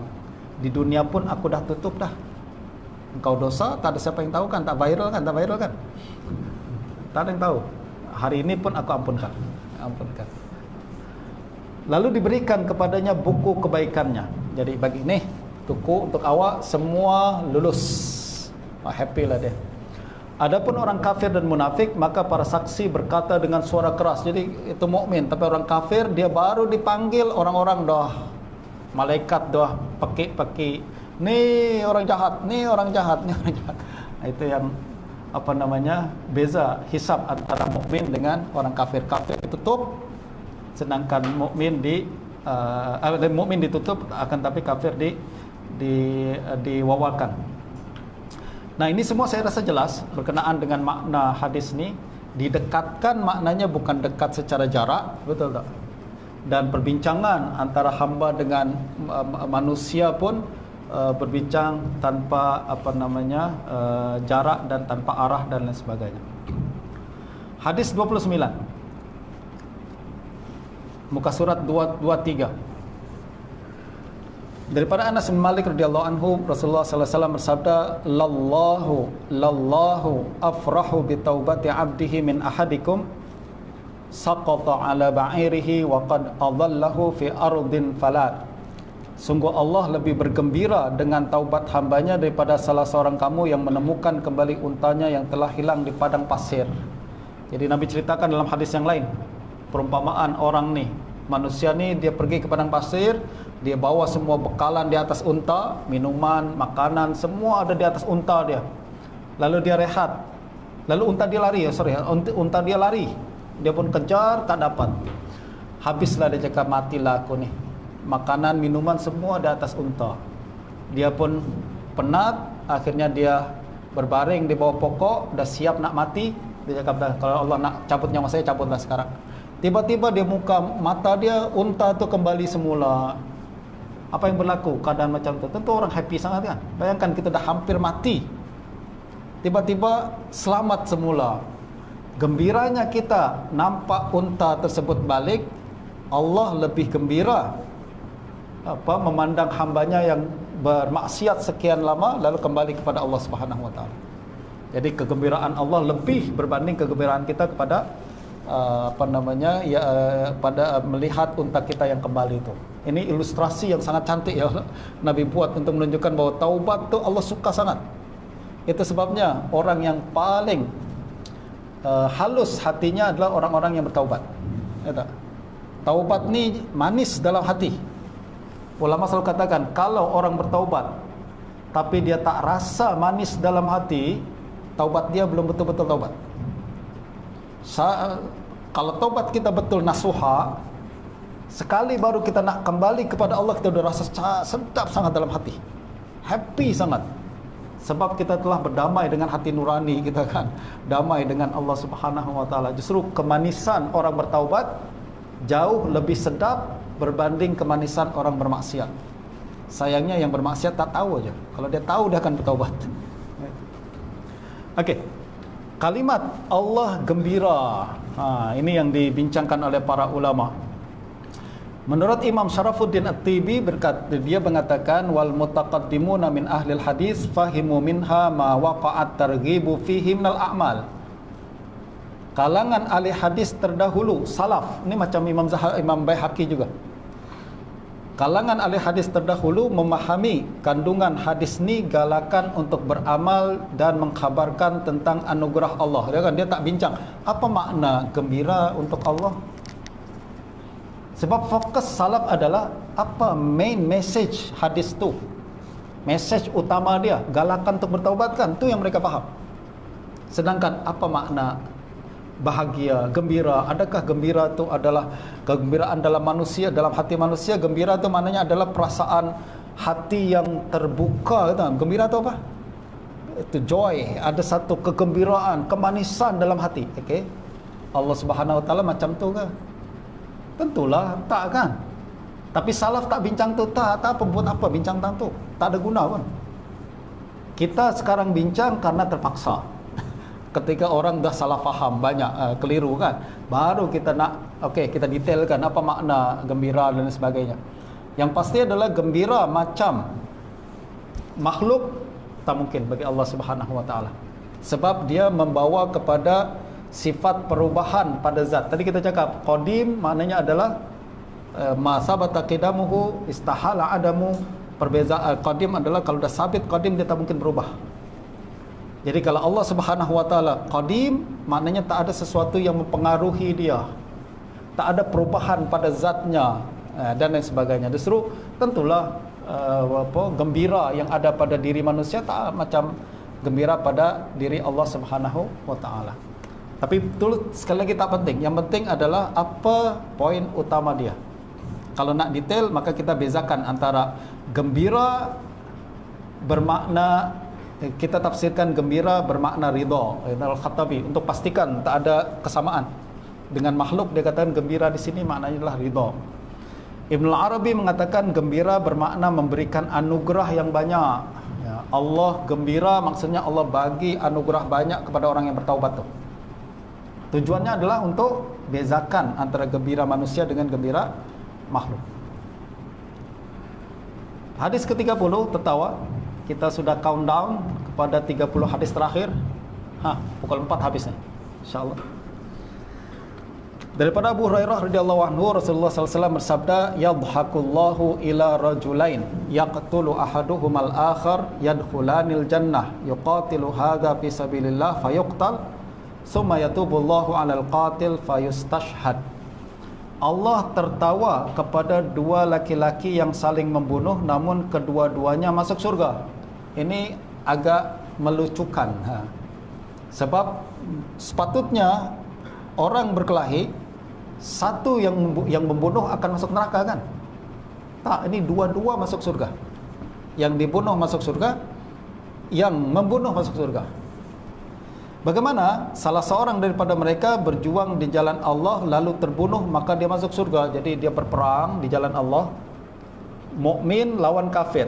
Kafir membunuh yang mukmin, tentulah mukmin masuk surga, betul tak? Lalu kafir ni dia panjang umur sampailah dia bertaubat, masuk Islam, lalu meninggal dunia, Allah terima taubatnya, masuk surga juga. Jadi dua-dua masuk surga. So, ini menunjukkan bahwa ni agak interesting kan cerita ni kan. Cerita ni interesting. Justru Nabi gambarkan Allah tertawa melihat perkara tu. Allah tertawa melihat perkara tu sebab ajaib, pelik dan menarik. Nah, Imam Bukhari apabila meriwayatkan hadis ni dan beberapa hadis lain yang menyebutkan tertawa, dia kata tertawa maknanya penzahiran rahmat dan ridha. Sebab nak elakkan orang faham Allah tertawa macam makhluk tertawa. Kalau makhluk tertawa maksudnya apa?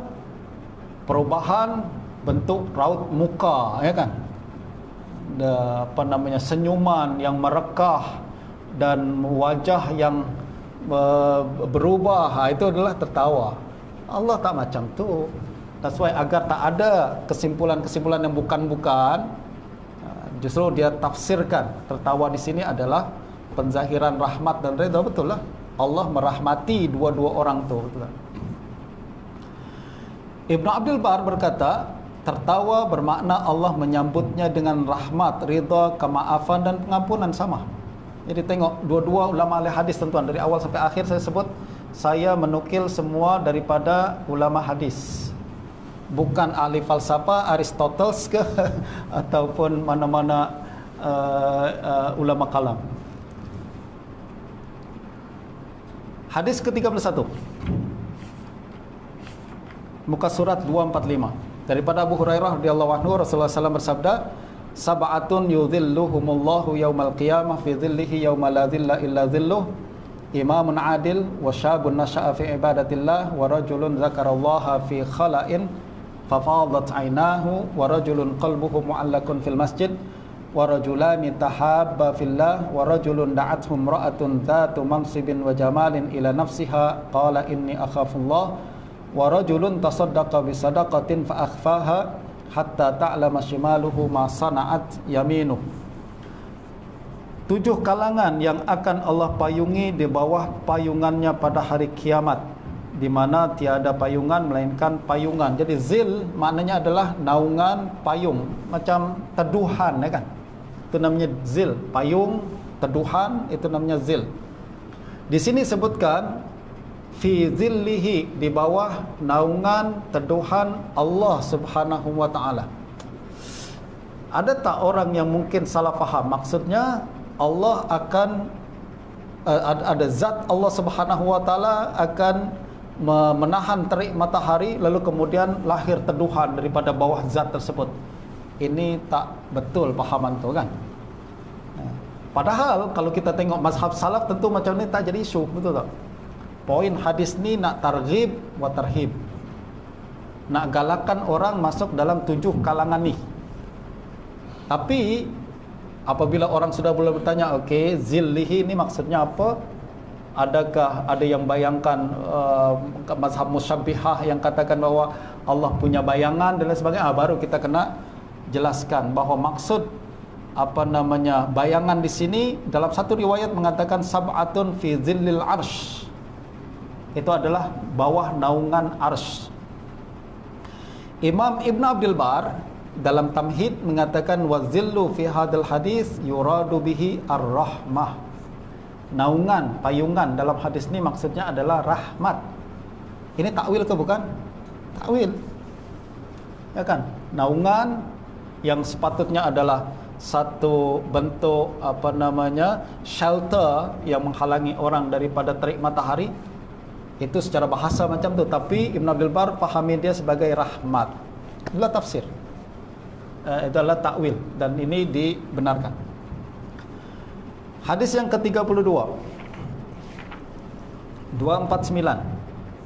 daripada Umar bin Khattab radhiyallahu anhu, beliau berkata, qadima ala Nabi sallallahu alaihi wasallam sabyun fa idza imra'atun minas sabyi qad tahlubu sadyaha tasqi fa idza wajadat sabiyan bis sabyi akhadhathu fa alsaqathu bi batniha wa arda'athu fa qala lana Nabi sallallahu alaihi wasallam atarawna hadhihi qarihatan waladaha fin nar qulna la wa hiya taqdiru ala alla tatrahahu faqal Allahu arhamu bi ibadihi min hadhihi bi waladiha. Suatu hari didatangkan kepada Rasulullah sallallahu alaihi wasallam sekumpulan tawanan. Tiba-tiba ada seorang wanita daripada tawanan tu sibuk mencari anaknya. Ini dalam peperangan, tuan-tuan. Dalam peperangan ramai kaum perempuan di kalangan kafir yang ditawan oleh kaum muslimin, dijadikan sebagai tawanan perempuan. Ada di antara mereka tu satu perempuan yang macam dah hilang akal lah, sebab anak dia hilang atau anak dia mati dalam peperangan. Jadi dia setiap kali nampak budak kecil, dia anggap macam anak dia sendiri. Setiap kali tampak budak, dia akan ambil susu, ya kan? Nabi katakan, tengok tak perempuan ni betapa sayang kepada anaknya.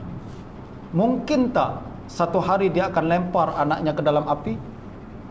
Tak mungkin. Kenapa? Hilang anak buat dia gila, menunjukkan bahawa dia terlalu sayang kepada anak, betul tak? Sampai mental sudah berubah dah sebab hilang anak. Takkan dia nak lempar anak ke dalam api? Pandai Nabi nak ajarkan satu tauhid kepada para sahabat, ya. Nabi katakan Allah lebih sayang kepada hambanya berbanding perempuan tu kepada anaknya. Ini kaedah pengajaran Nabi memang superb lah. Nak masukkan message tu banyak, dalam setiap keadaan boleh dimanfaatkan untuk guna untuk keperluan menyampaikan ilmu, betul tak? That's why kalau ulama yang hebat-hebat tuan-tuan, yang pandai-pandai mendidik murid ni, mana saja selalu boleh guna untuk mengajar akidah tauhid kepada pelajar. Tengok tu kan. Allah lebih daripada tu. Hebat. Nah, saya rasa dari segi message utama tadi isu kan, kita faham, okey, rahmat Allah macam tu, sayang Allah macam tu, kita boleh nampak hebatnya sayang Allah Subhanahu Wa Taala.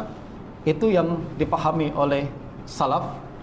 Tapi apabila setengah kalangan sudah terlalu nak detail, nak bincang, mereka katakan, okey, rahmat ni kan, sayang tu kan, sayang tu kan perubahan hati kan. Kita nampak orang tertarik kepada dia, kemudian hati kita hancur, lebur, ringan, itulah sayang. Awak terlalu dalam sangat, salaf tak bincang tentang perkara tu. Tapi kalau nak bincang, okey, apa makna rahmat? Itu rahmat di kalangan makhluk. Kalau rahmat di kalangan Allah Subhanahu Wa Taala adalah kembali kepada iradah, kata Imam Abdul Hasan Al-Asy'ari. Rahmat bagi Allah Subhanahu Wa Taala bukan perubahan hati yang hancur ketika melihat sesuatu depan kita, tak. Sebab Allah tak dipengaruhi. Allah tak ada apa-apa yang boleh mempengaruhi Allah Subhanahu Wa Taala yang qadim, betul tak?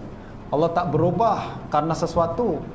Justru maksud rahmat di sini adalah kembali kepada penzahiran sifat iradah. Justru Allah sayang, maknanya Allah nak bagi rahmat, Allah nak bagi ganjaran bagi dia. Sebab kembali kepada iradah, kehendak Allah. Allah murka pun macam tu. Allah murka maknanya bukan Allah ni dibuat marah oleh orang. Allah tak berubah. Allah tidak menerima pengaruh-pengaruh luaran. Yang ada adalah Allah murka bermakna Allah nak kembali kepada iradah, kehendak untuk menurunkan azab kepada orang tersebut. Ya, jadi ini perbincangan detail tuan-tuan, sebenarnya tak perlu sangat, kecuali kalau sudah menjadi kekeliruan di setengah masyarakat di zaman tu yang mereka nak bincang detail tentang perkara tersebut. Ulama terpaksalah nak ulas juga perkara tersebut.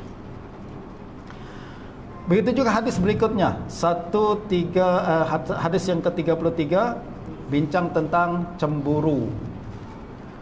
Pelbagai sanad yang berakhir kepada Abu Wa'il Syaqiq bin Salamah meriwayatkan daripada Abdullah bin Mas'ud bahawa Rasulullah SAW bersabda, la ahadun aghyara min Allah, falidzalika harramal fawahisha ma dhahara minha wa ma batan, wala ahadun ahabbu ilaihil minha min Allah, falidzalika madaha nafsah.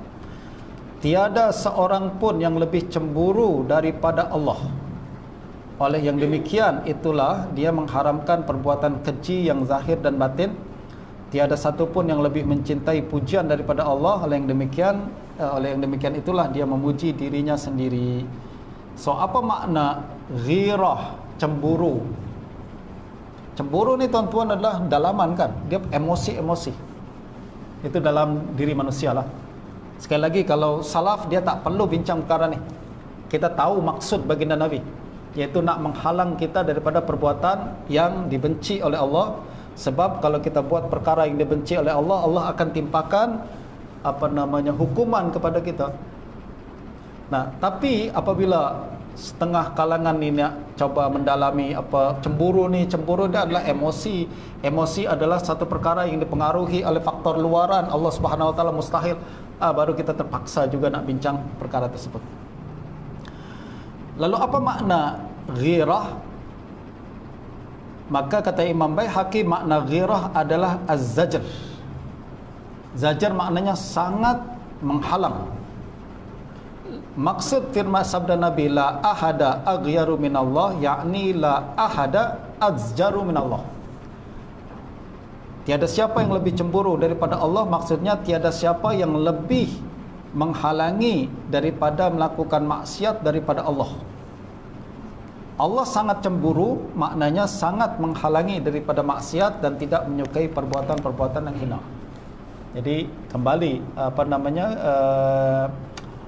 sifat cemburu bermakna menghalang.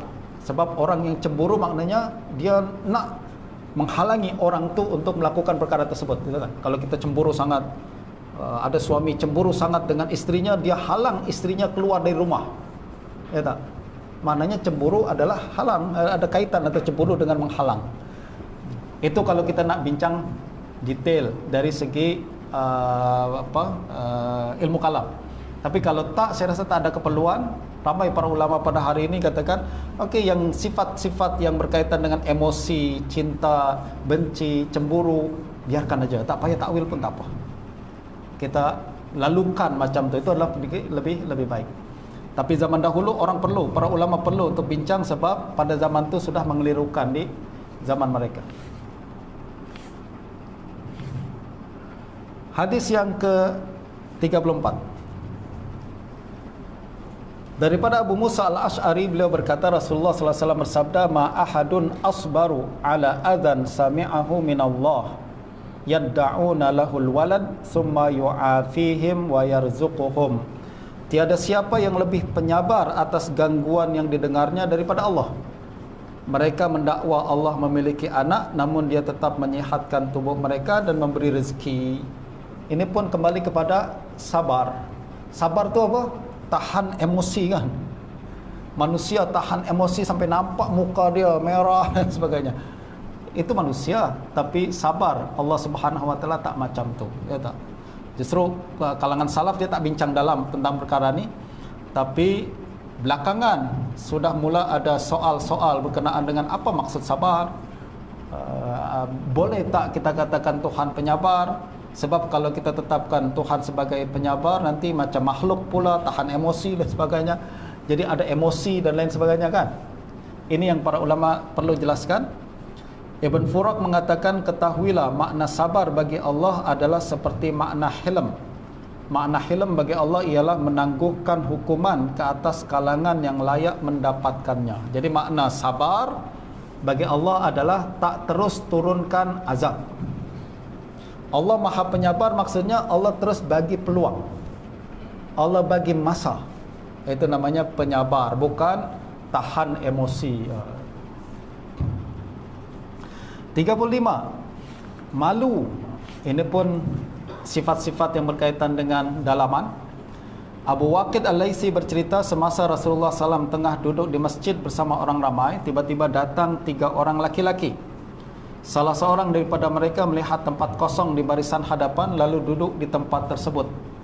Seorang yang lain berpada duduk di barisan akhir. Adapun orang yang ketiga, dia pergi menjauh. Jadi Nabi tengah duduk dengan para sahabat di masjid, datang 3 orang. Satu nampak ada kosong depan, dia duduk terus. Yang satu tengok, malulah aku depan, duduk belakang ajalah, duduk belakang. Ada yang satu lagi, dia tengok, aku pergi ajalah, tak nak ikut campur, tak nak ikut duduk bersama Nabi. Lalu apabila Rasulullah sallallahu alaihi wasallam menyelesaikan ucapannya, baginda bersabda, ala ukhbirukum anin nafari thalatha, amma ahaduhum fa'awa ilallahi fa'awahu Allah, wa ammal akhar fastahyallahu min, wa ammal akhar fa'a'radallahu an. Kata Nabi, maukah aku beritahukan keadaan 3 orang tadi? Salah seorang daripada mereka mengharapkan perlindungan daripada Allah, Allah pun melindunginya. Dia datang kepada Allah, Allah terima, Allah sambut.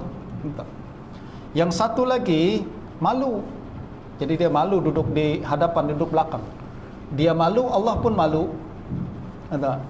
Yang satu lagi berpaling. Dia berpaling, Allah pun berpaling. Apa maksud ucapan ini, tuan-tuan? Adakah nak isbat Allah Subhanahu wa taala malu ataukah bukan? Sebenarnya ini dalam bahasa Arab makna dia musyakalah. Musyakalah tu apa? Balasan dijawab, dibalas dengan balasan yang sama. Musyakalah tu macam tu. Jadi orang buat apa, Allah akan balas yang sama, serupa dengan balasan tersebut. Nanti kita akan tengok contoh orang kafir istihza, Allah pun istihza mereka. Betul tak? Nanti kita akan tengok. Nah, Ibn Furak mengatakan malu di sini maknanya meninggalkan. dia malu, dia meninggalkan duduk depan, dia tak datang duduk depan, Allah pun meninggalkan dia untuk memberi pahala macam orang duduk depan. Jadi sebagaimana dia meninggalkan duduk hadapan, maka Allah meninggalkan pahala macam orang duduk depan. Jadi malu maknanya adalah meninggalkan. Sebab orang yang malu melazimkan dia meninggalkan sesuatu. Kalau kita malulah nak buat, maksudnya saya tak nak buat kan. Ibn Abdul Bar mengatakan malu bermakna mengampunkan dosa. Dan Ibn Abdul Bar juga mentakwil Allah malu di sini maknanya mengampunkan dosa. Bukan dia malu, Allah malu, maknanya dia punya rasa malu, Allah punya bermalu juga, tak. Maksudnya di sini dia malu duduk depan, Allah pun ampunkan dosa dia. Allah malu kalau tak ampunkan dosa dia, justru Allah ampunkan. Nah, ini yang disebut sebagai muqabalah dalam bahasa Arab, tuan-tuan, muqabalah. Dalam bahasa Arab, ini bait syair yang biasa, mereka katakan qaluq tarih syai'an najid laka tabqahu qul tutbukhu li jubbatan wa qamisa. Mereka berkata, cadangkanlah sesuatu untuk kami masak bagimu. Aku pun menjawab, masakkanlah selembar jubah dan baju. Jadi dia tanya pada kita, awak nak saya masak apa? Saya pun jawab, masakkan baju untuk saya. Apa maksud masakkan baju? Maksudnya dia ingat saya perlu makan. Sebenarnya saya tak perlu makan, saya perlu baju. Ini bahasa Arab dia tinggi ya. Justru dia tanya pada saya, awak nak saya masak apa? Saya cakap, masakkan saya selembar baju.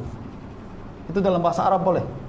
Jadi dia tanya masak apa, jawapannya lah masak apa, tapi makna berbeza, betul tak?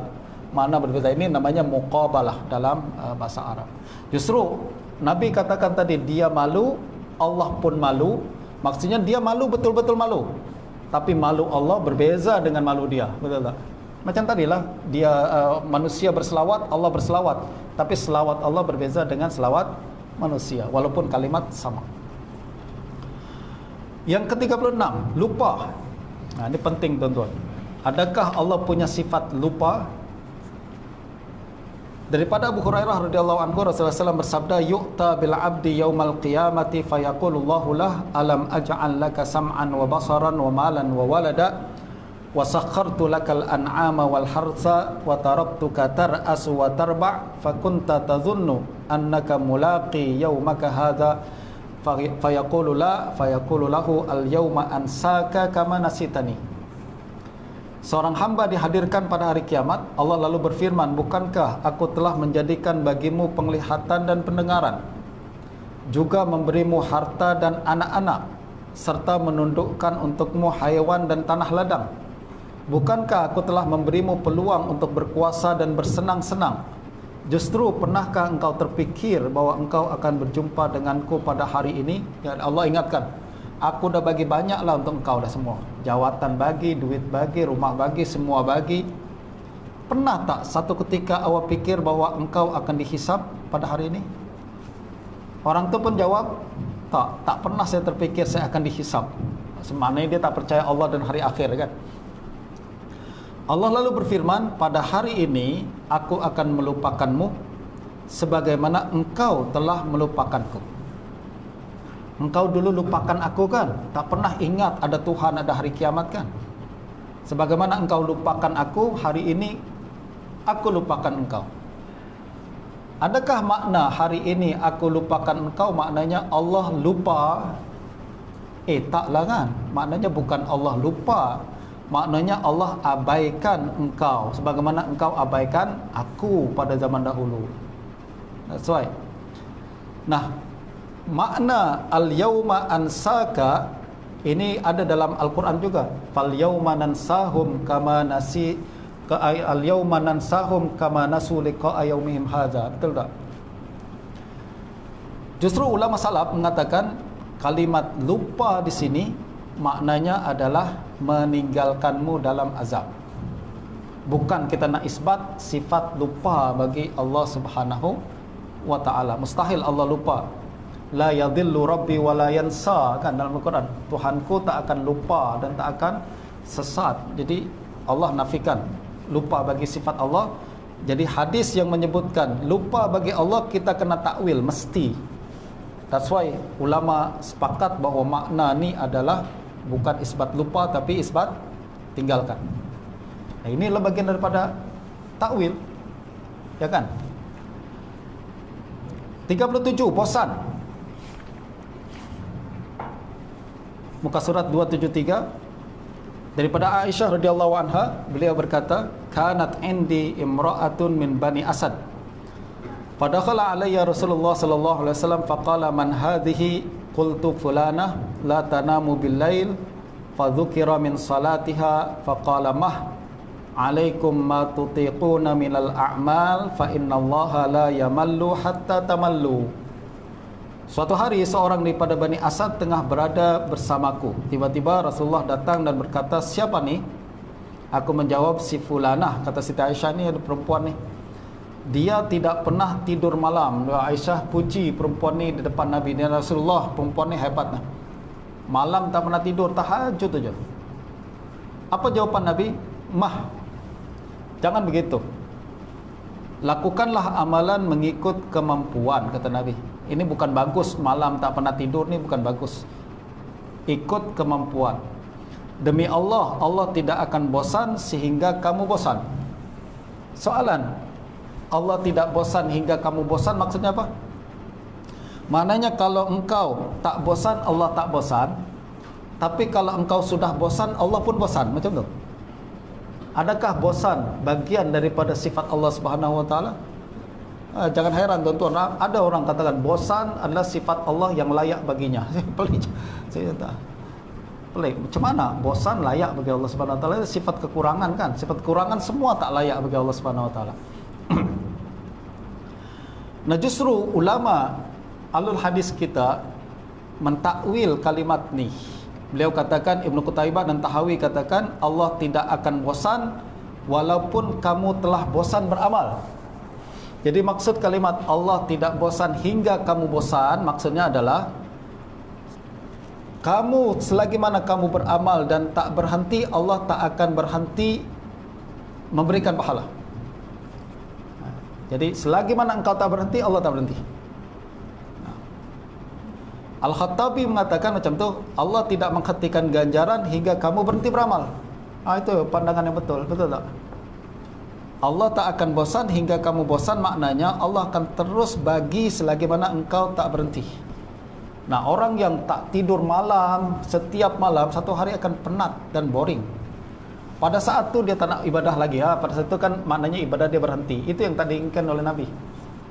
Nabi ingin awak ibadah mengikut kemampuan. Malam ni 1-2 rakaat pun yang penting konsisten. Jangan setiap malam 200 rakaat, lepas 3 malam berikutnya udah penat, dia tak nak tahajud lagi 2 tahun misalkan. Itu yang tak diinginkan. Nah, yang penting adalah di sini maknanya tak boleh kita tetapkan sifat bosan bagi Allah Subhanahu wa taala. Ulama kita zaman dahulu pun dah sebut perkara itu. Dan ulama siapa ni? Bukan ulama kalam, ulama a'immah muhaddisin katakan tak boleh sebut bosan bagi Allah Subhanahu wa taala sebab dia adalah sifat kekurangan. 38, teragak-agak atau ragu-ragu. 279, muka surat 279. Daripada Abu Hurairah radhiyallahu anhu, Rasulullah SAW bersabda, "Innallaha qala man 'adali waliyan faqad adzantuhu bil harb wa ma taqarraba li ilayya 'abdi bi syai'in ahabba ilayya mimma aftaradtu alaih." Ustaz, buka plak ni Ustaz. Mana? "Wa ma yazalu 'abdi yataqarrabu ilayya bin nawafil hatta uhibbah fa idza ahbabtuhu kuntu sam'ahu alladhi yasma'u bih wa basarahu alladhi yubsiru bih wa yadahu allati yabtishu biha wa rijlahu allati yamshi biha wa in sa'alani la u'tiyanna wa la in ista'adzani la u'idanna wa ma taraddadtu an syai'in ana fa'iluhu taraddudi an nafsil mu'min yakrahul maut wa ana akrahu musa'atah." Dah sampai? Berapa menit lagi? Oh, tak apa. Okey, kita kena laju sikit. Makna dia adalah Sesungguhnya Allah berfirman, siapa yang memusuhi seorang hambaku, maka aku menyatakan perang ke atasnya. Tidaklah seorang hamba mendekat kepadaku dengan sesuatu yang lebih aku cintai daripada amalan yang aku fardukan ke atasnya. Seorang hamba akan terus mendekat kepadaku dengan amalan sunat sehingga aku mencintainya. Ini hadis biasa kita baca dalam Arba'in Nawawi kan. Apabila aku telah mencintainya, maka aku menjadi pendengarannya yang dia mendengar dengannya. Aku akan menjadi penglihatan yang ia melihat dengannya. Aku menjadi tangannya yang dia gunakan untuk bekerja, dan aku menjadi kakinya yang dia berjalan dengannya. Jika dia meminta, aku pasti memberi. Jika dia meminta perlindungan, aku pasti melindungi. Dan ini yang penting sekarang, aku tidak pernah teragak-agak melakukan sesuatu seperti mana aku teragak-agak ketika akan mencabut nyawa mukmin. Allah teragak-agak ke? Ragu-ragu? Ragu-ragu adalah sifat manusia yang tak tahu masa depan kan. Saya nak keluar ke tak keluar, sebab kita tak tahu apa yang akan berlaku kalau kita keluar, betul tak? Belajar ke kahwin, belajar ke kahwin kita tak tahu apa yang akan berlaku. Kalau saya kahwin apa yang berlaku, belajar apa yang berlaku, itu teragak-agak, betul tak? Allah Maha tahu, takkan Allah teragak-agak, ya kan? Nah, Allah katakan di sini, aku tidak pernah teragak-agak melakukan sesuatu seperti mana aku teragak-agak ketika akan mencabut nyawa mukmin. Dia tidak suka kematian dan aku pun tidak suka menyakitinya. Kata Allah, kalau nak cabut nyawa mukmin ni aku macam ragu-ragu lah. Kesian. Kalau aku cabut nyawa dia kan sakit. Aku tak nak menyakiti hamba kesayanganku, dan dia pun tak nak aku sakiti. Betul tak? Jadi aku ragu nak buat apa ni. Itu secara bahasa kita. Tapi hakikatnya adalah, adakah macam tu? Apa maksud yang sebenar nak Nabi sampaikan sebenarnya? Nah, ini yang menjadi kemuskilan di kalangan para ulama. Kata Imam Baihaqi, ada dua tafsiran. Tafsiran pertama adalah, dalam hidup seorang hamba terkadang dia tertimpa mara bahaya berkali-kali seperti penyakit dan musibah. Dia lalu berdoa dan Allah menyembuhkan sakitnya dan menolak musibahnya. Perbuatan ini diumpamakan seperti orang yang menghendaki sesuatu perkara lalu membatalkannya. Jadi dia timpa musibah, sakit sembuh, sakit sembuh. Sakit itu macam seolah-olah teragak-agak kan. Ini nak mati ke tak mati nih? Kasih sakit, sembuh esok. Esok sakit lagi, sembuh lagi. Itu macam teragak-agak. Itu tafsiran teragak-agak yang pertama. Tafsiran yang kedua, aku tidak menyuruh berkali-kali utusan malaikat dalam suatu perkara seperti mana aku menyuruh mereka berkali-kali dalam mencabut nyawa seorang mukmin. Jadi tafsiran yang kedua adalah, Allah nak cabut nyawa orang mukmin ini, Nabi Allah utus malaikat berkali-kali. Satu datang, satu datang, dan perkara ni seolah-olah menunjukkan bahwa perkara ni digambarkan seolah-olah macam Allah ragu-ragu. Benarnya dia bukan kalimat ragu-ragu, tapi Allah berikan perhatian lebih kepada mukmin. Tak macam orang kafir, kalau nak cabut saja kan. Tapi orang mukmin ni bagi dulu malaikat, kasih kabar-kabar tertentu, ada perasaan-perasaan tertentu. Ada setengah orang macam tu kan, nak meninggal dunia ada perasaan dulu. Macam ada perasaan tertentu lah nak ada orang Melayu tinggal bekas atau apa, dan dia seolah-olah macam dia sebelum meninggal dunia macam dia dah ada tinggalkan kesan-kesan tertentu, ada tanda-tanda tertentu bahwa dia akan meninggal, ya tak? Nah, ini tafsiran. Yang penting adalah kita tak nisbahkan taraddud kepada Allah Subhanahu wa taala. Jangan ada yang katakan Allah punya sifat namanya taraddud. Nah, tak. Ini tak layak bagi Allah Subhanahu wa taala. 39, cinta dan benci. Second last kita, tuan-tuan. Daripada Abu Hurairah radhiyallahu anhu, Rasulullah SAW bersabda, "Idza ahabballahu 'abdan nada Jibril, innallaha yuhibbu fulanan fa ahibbah." Fayuhibbuhu Jibril fayunadi Jibril fi ahli sama, innallaha yuhibbu fulanan fa ahibbuhu. Fayuhibbuhu ahlus samai summa yudha'u lahul qabul fi ahlil ard. Apabila Allah mencintai seorang hamba, Allah menyeru Jibril dan berfirman, sesungguhnya Allah telah mencintai si fulan, maka cintailah dia. Jibril pun mencintai orang tu. Beliau lalu menyeru kepada penduduk langit, sesungguhnya Allah telah mencintai si fulan, maka cintailah dia. Maka semua penduduk langit mencintai orang itu. Kemudian ditetapkan kecintaan kepada penduduk bumi. Jadi orang yang sudah dicintai oleh Allah, seluruh makhluk cinta kepada dia. Ini kelebihan yang Allah bagi ya kepada orang yang dicintai oleh Allah. Poinnya adalah sekarang, cinta itu apa? Ini sekali lagi kembali kepada dalaman. Ini kalau tuan-tuan perasan, hadis-hadis yang terakhir ni semua berkaitan dengan sifat-sifat dalaman kan? Cemburu, cinta, lupa, bosan, benci, sayang, betul kan?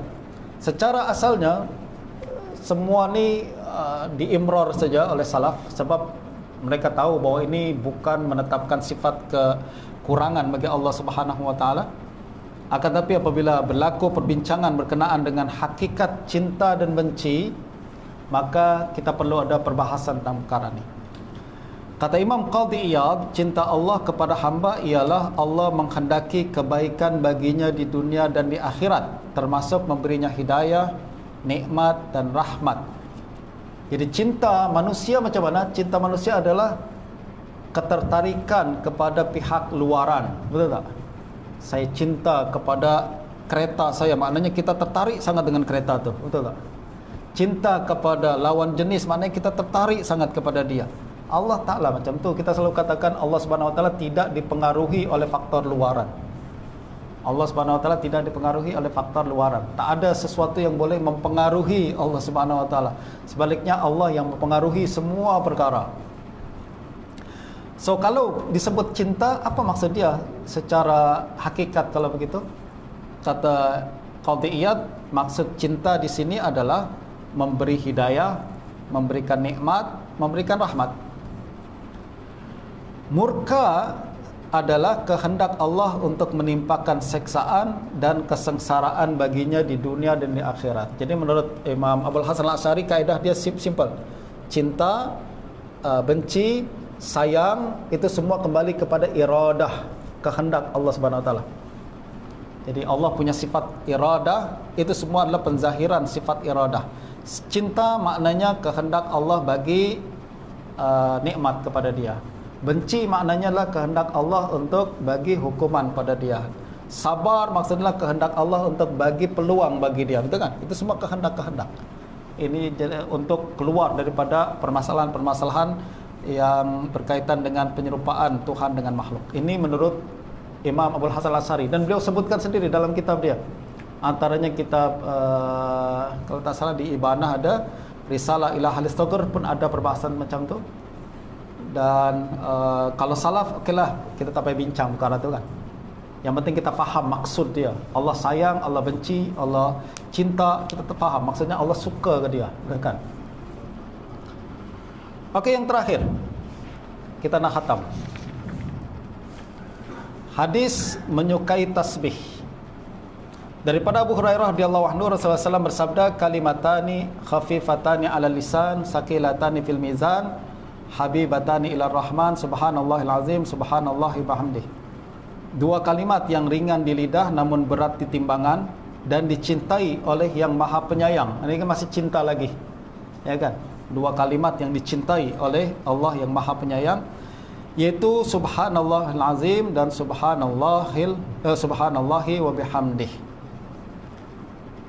Untuk makluman tuan-tuan, sebagai penutup ni, Imam Izzuddin bin Abdul Salam, tuan-tuan tengok dalam muka surat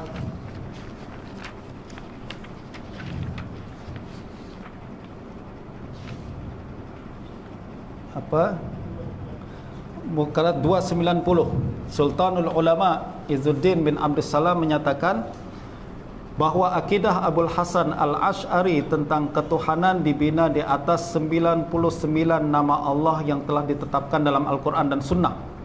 Jadi kalau kita nak bincang tentang hadis, perbahasan sifat Allah Subhanahu Wa Taala dalam mazhab Asy'ari, bukan dibina di atas falsafah Aristoteles, tuan-tuan.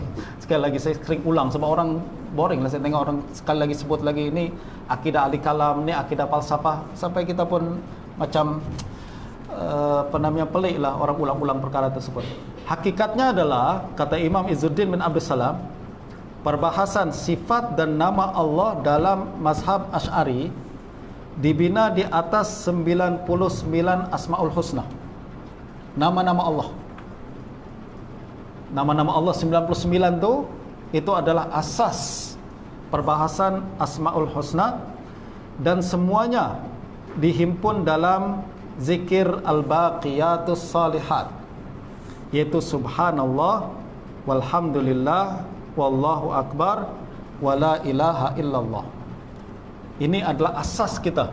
Jadi kalau kita baca zikir ni subhanallah alhamdulillah la ilaha illallah wallahu akbar, ini adalah menghimpun semua perbahasan berkenaan dengan sifat-sifat Allah Subhanahu wa taala secara umum. Macam mana perbahasan dia?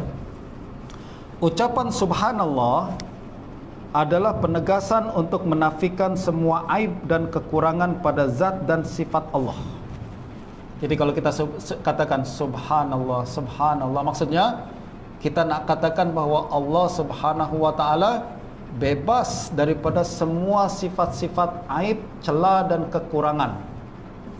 Tadi kita bincang lupa, sakit, apalagi lupa, sakit, ragu-ragu, takut dan lain sebagainya, semua tak ada dalam sifat Allah Subhanahu wa taala.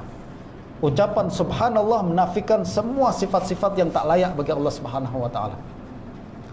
Sedangkan alhamdulillah maknanya adalah penetapan semua sifat-sifat kesempurnaan pada zat dan sifat Allah. Jadi apabila kita cakap alhamdulillah, alhamdulillah maknanya adalah kita berikan semua, kita tetapkan semua sifat-sifat kesempurnaan bagi Allah. Allah Maha Kaya, Allah Maha Mengetahui, Allah Maha Kuasa, Allah Maha Hidup. Semua sifat-sifat yang kesempurnaan ada dalam kalimat alhamdulillah. Sedangkan Allahu Akbar, dengan subhanallah kita menafikan semua aib dan kekurangan yang dapat kita pikirkan dengan akal kita. Jadi akal kita ni, dia ada had dia kan.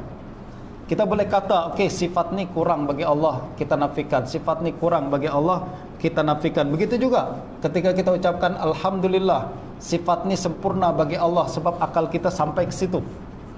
Semua akal kita bayangkan bahawa ini sifat-sifat kesempurnaan yang boleh kita bayangkan bagi kepada Allah Subhanahu wa taala. Tapi bukan bermakna semuanya telah menggambarkan Allah Subhanahu wa taala. Tak, akal kita tak boleh kan sampai kepada hakikat sifat Allah Subhanahu wa taala. Justru kalimat Allahu Akbar mengiktiraf bahawa Allah tidak terjangkau oleh akal kita.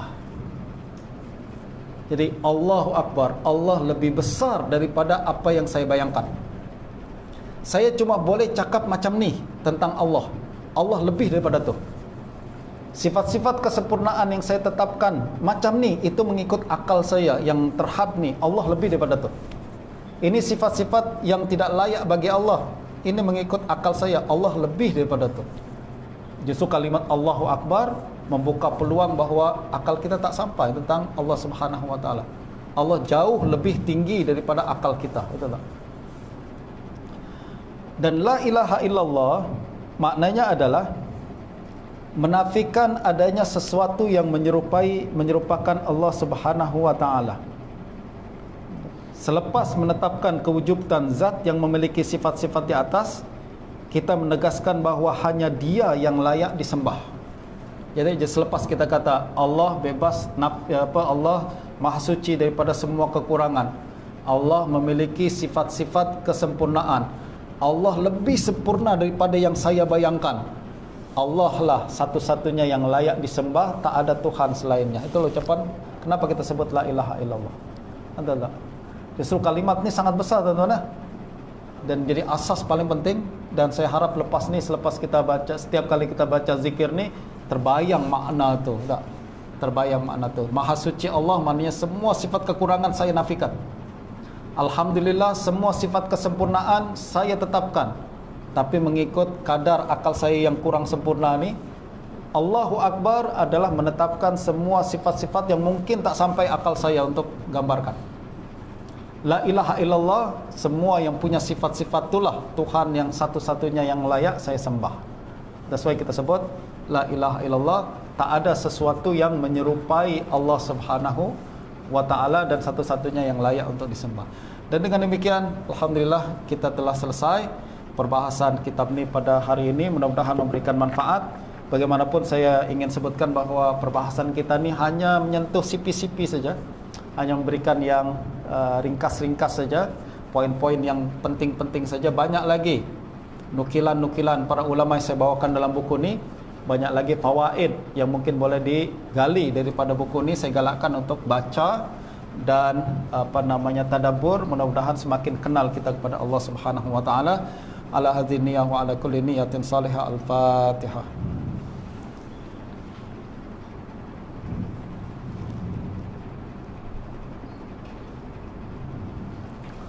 Bismillahirrahmanirrahim. Alhamdulillahirabbil alamin. Salatu wassalamu ala sayyidina Muhammadin wa ala alihi wa sahbihi ajma'in.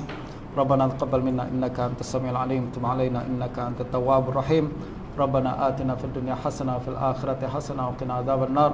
Sallallahu ala sayyidina Muhammadin wa ala alihi wa sahbihi wasallam. Alhamdulillahirabbil alamin. Taqabbalallahu minna wa minkum. Assalamualaikum warahmatullahi wabarakatuh.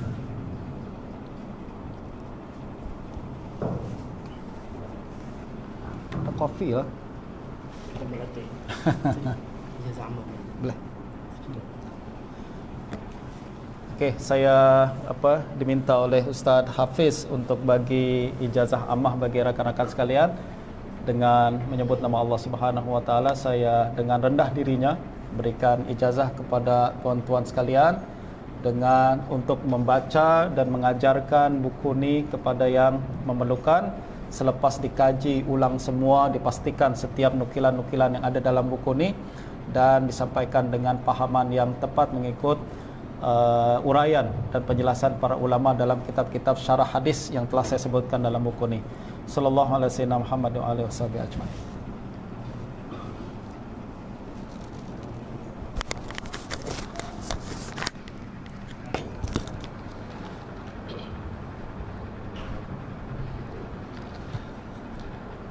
Bismillahirrahmanirrahim. Alhamdulillah, kita telah selesai majlis daurah kita bersama Dr. Omar pada hari ini. Jadi bermula pukul 9.20 pagi tadi sampai sekarang pukul 4.10, selesai bukan 40 hadis lah, sekali dengan mukadimah semua tadi lah. Jadi sebahagian daripada rakaman tu tuan-tuan boleh rujuk balik pada page pusat pengajian kita. Cuma yang bahagian awal yang mungkin lambat sikit pada pukul 2 tadi, nanti saudara kita Ustaz Nazih akan bantu. Jadi insyaAllah itulah sikit sebanyak apa yang kita boleh buat pada hari ini. Dan kita insyaAllah setelah ini ada sesi pengambar dengan Dr. Omar. Dan saya ingat banyak maklumat dan juga fawaid yang kita dapat lah. Terutamanya saya ingat kalau tak banyak pun, yang hujung sekali pun bagi kita yang beramal pada hari ini, kita dapat satu kefahaman baru lah berkenaan dengan wirid yang kita baca setiap hari pun sebenarnya. Cuma kita tak pernah terbayang nak maknakan sebagaimana yang dimaknakan oleh doktor sebentar tadi.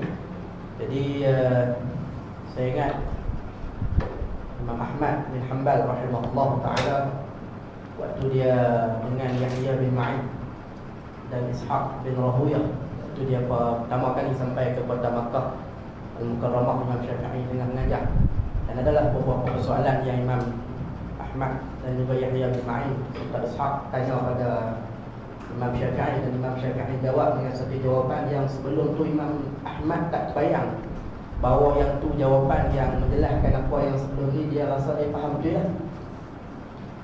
Saya ingat mungkin ada sebahagian kita yang bisa dengar Imam Ahmad pernah takwil makna Awqil Tayr ala makanatiha, kekalkan burung pada sarangnya. Imam Ahmad takwil hadis tu, bukan takwil, dia tafsir hadis tu. Maksudnya jangan pergi kacau burung dalam sarang, biar. Dekat tu je dia faham. Bila jumpa Imam Syafi'i bawa konteks di sebalik ataupun wakil sebenar maksud apa ucapan Nabi SAW. Nabi maksudkan bahawa kekalkan burung pada sarang ni dengan maksud dulu Arab suatu masa dulu kalau nak keluar rumah tengok burung ke kanan keluar, burung ke kiri patah balik. Kan macam kita lah orang Melayu bewak patah balik. Jadi bila Imam Ahmad dapat maklumat tu daripada Imam Syafi'i rahimahullah, Dia sebut kalau tak kerana hadis ni kita bermusafir daripada Baghdad ke sini pun lakana ghanimatan lana. Sesungguhnya nak dapat makna hadis ni yang lebih tepat, sesungguhnya cukuplah memahami satu hadis ni ghanimah dah untuk kita.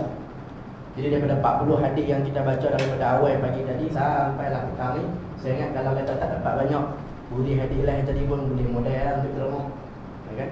Boleh modal lah. Saya ingat sebulan tu gebang tu lah. Kan? Terus kita kan hadis nak dengar ni, nak membaca lagi tu. Alhamdulillah, dan juga inilah pengalaman mungkin sebahagian daripada kita yang ada di surau ni, ada jemaah kita. Jadi Jonet dulu dia pagi tadi sampai ke sini.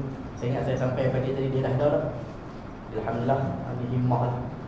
Dan mungkin ada sebahagian kita yang dah ada pengalaman. Ustaz Faiz kita dulu, saya ingat kami pengaruh Ustaz Zaidi. Kami naik sebiji kereta dengan kucing-kucing sekali tu. Kami pergi jumpa ziarah Maulana Abdullah Bukhari dengan almarhum Maulana Ustaz Zaidi Abdullah. Mari tadi kebanyakannya ada pengalaman dengan Ustaz Zaidi ya. Sebiji kereta dengan kitab penuh kat belakang, package dengan tangkap kucing. Kami pergi ziarah Maulana Abdullah Bukhari rahimahullah ta'ala dan Ustaz Zaidi rahimahullah. Semua orang yang telah berlalu meninggalkan kita dan meninggalkan sedikit sebanyak kenangan lah, dari segi ilmu dengan kita. Walaupun dia tak dengarkan harta, Ustaz Zaidi ni tak ada harta. Saya ingat rumah sewa, dia pernah pasat saya minta pinjam duit, saya tak mampu nak bayar sewa. Hidup dia habis dengan ilmu kan. Kita ni kira mewah banyak, tak kena buat apa kan? Hanya beli kitab sajalah. Jadi insya-Allah kita doalah moga-moga semua yang telah meninggalkan kita, Allah Ta'ala rahmati mereka, dan Allah Ta'ala limpahlah kasih dan juga keampunan kepada mereka. Dan insya-Allah kita jumpa semua ni pada hari akhirat nanti insya-Allah di bawah naungan rahmat Allah Subhanahu wa taala insya-Allah. Baik, jadi kita doa juga lah moga-moga Dr. Omar maklum kepada kita insya-Allah, walaupun beliau dah ada di Sabah nanti, kita usahakan jugalah mungkin kita cari dana ataupun macam mana untuk kita bawa balik juga lah sekali kan, makan si kendak kan, duduk di Sabah esok nak makan seafood jadi insya-Allah kita usahalah menuju apa daripada pihak kita lah insya-Allah. Baik, jadi saya minta permohonan maaf mana yang terkurang pada hari ini. Jadi kita pun kekangan masa kan, Dr. Call saya bagi tahu kita nak pindah Sabah, kita struggle buat dalam masa 2 minggu saya ingat untuk atur program ni. Jadi insya-Allah next program, dan antara tujuan kita buat di sini untuk juga nak makmurkan surau kita ni. Saya ingat di sini ada beberapa orang yang berkuliah di sini, saya, Ustaz Hanif, Ustaz Azri.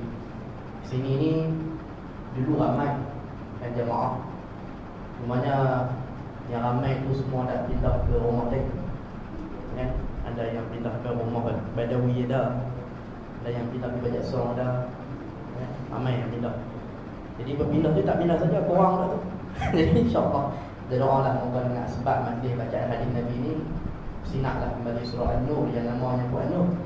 Dan jadi insya-Allah kita jumpa pula pada masa-masa akan datang. Jadi ada lebihan makanan di luar tu yang kita dah bungkus siap kan, saat ni nak balik jom kan, sama nak ilmu nak mau insya-Allah boleh ambil lah kan.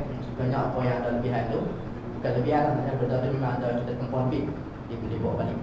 Dan juga kita terima kasih kepada saudara Nazir, kalau tak ada dia pakai doktor saya kena bimbing begini kan. Di saudara Nazir dia yang bimbing doktor dan dia lah yang akan hantar kita balik petang ni. Jadi insya-Allah kita jumpa pada masa-masa akan datang. Qul qawli hadza wa astaghfirullahal azim wa lakum. Assalamualaikum warahmatullahi wabarakatuh. Jadi kita mengumpul juga dengan maaf insya-Allah.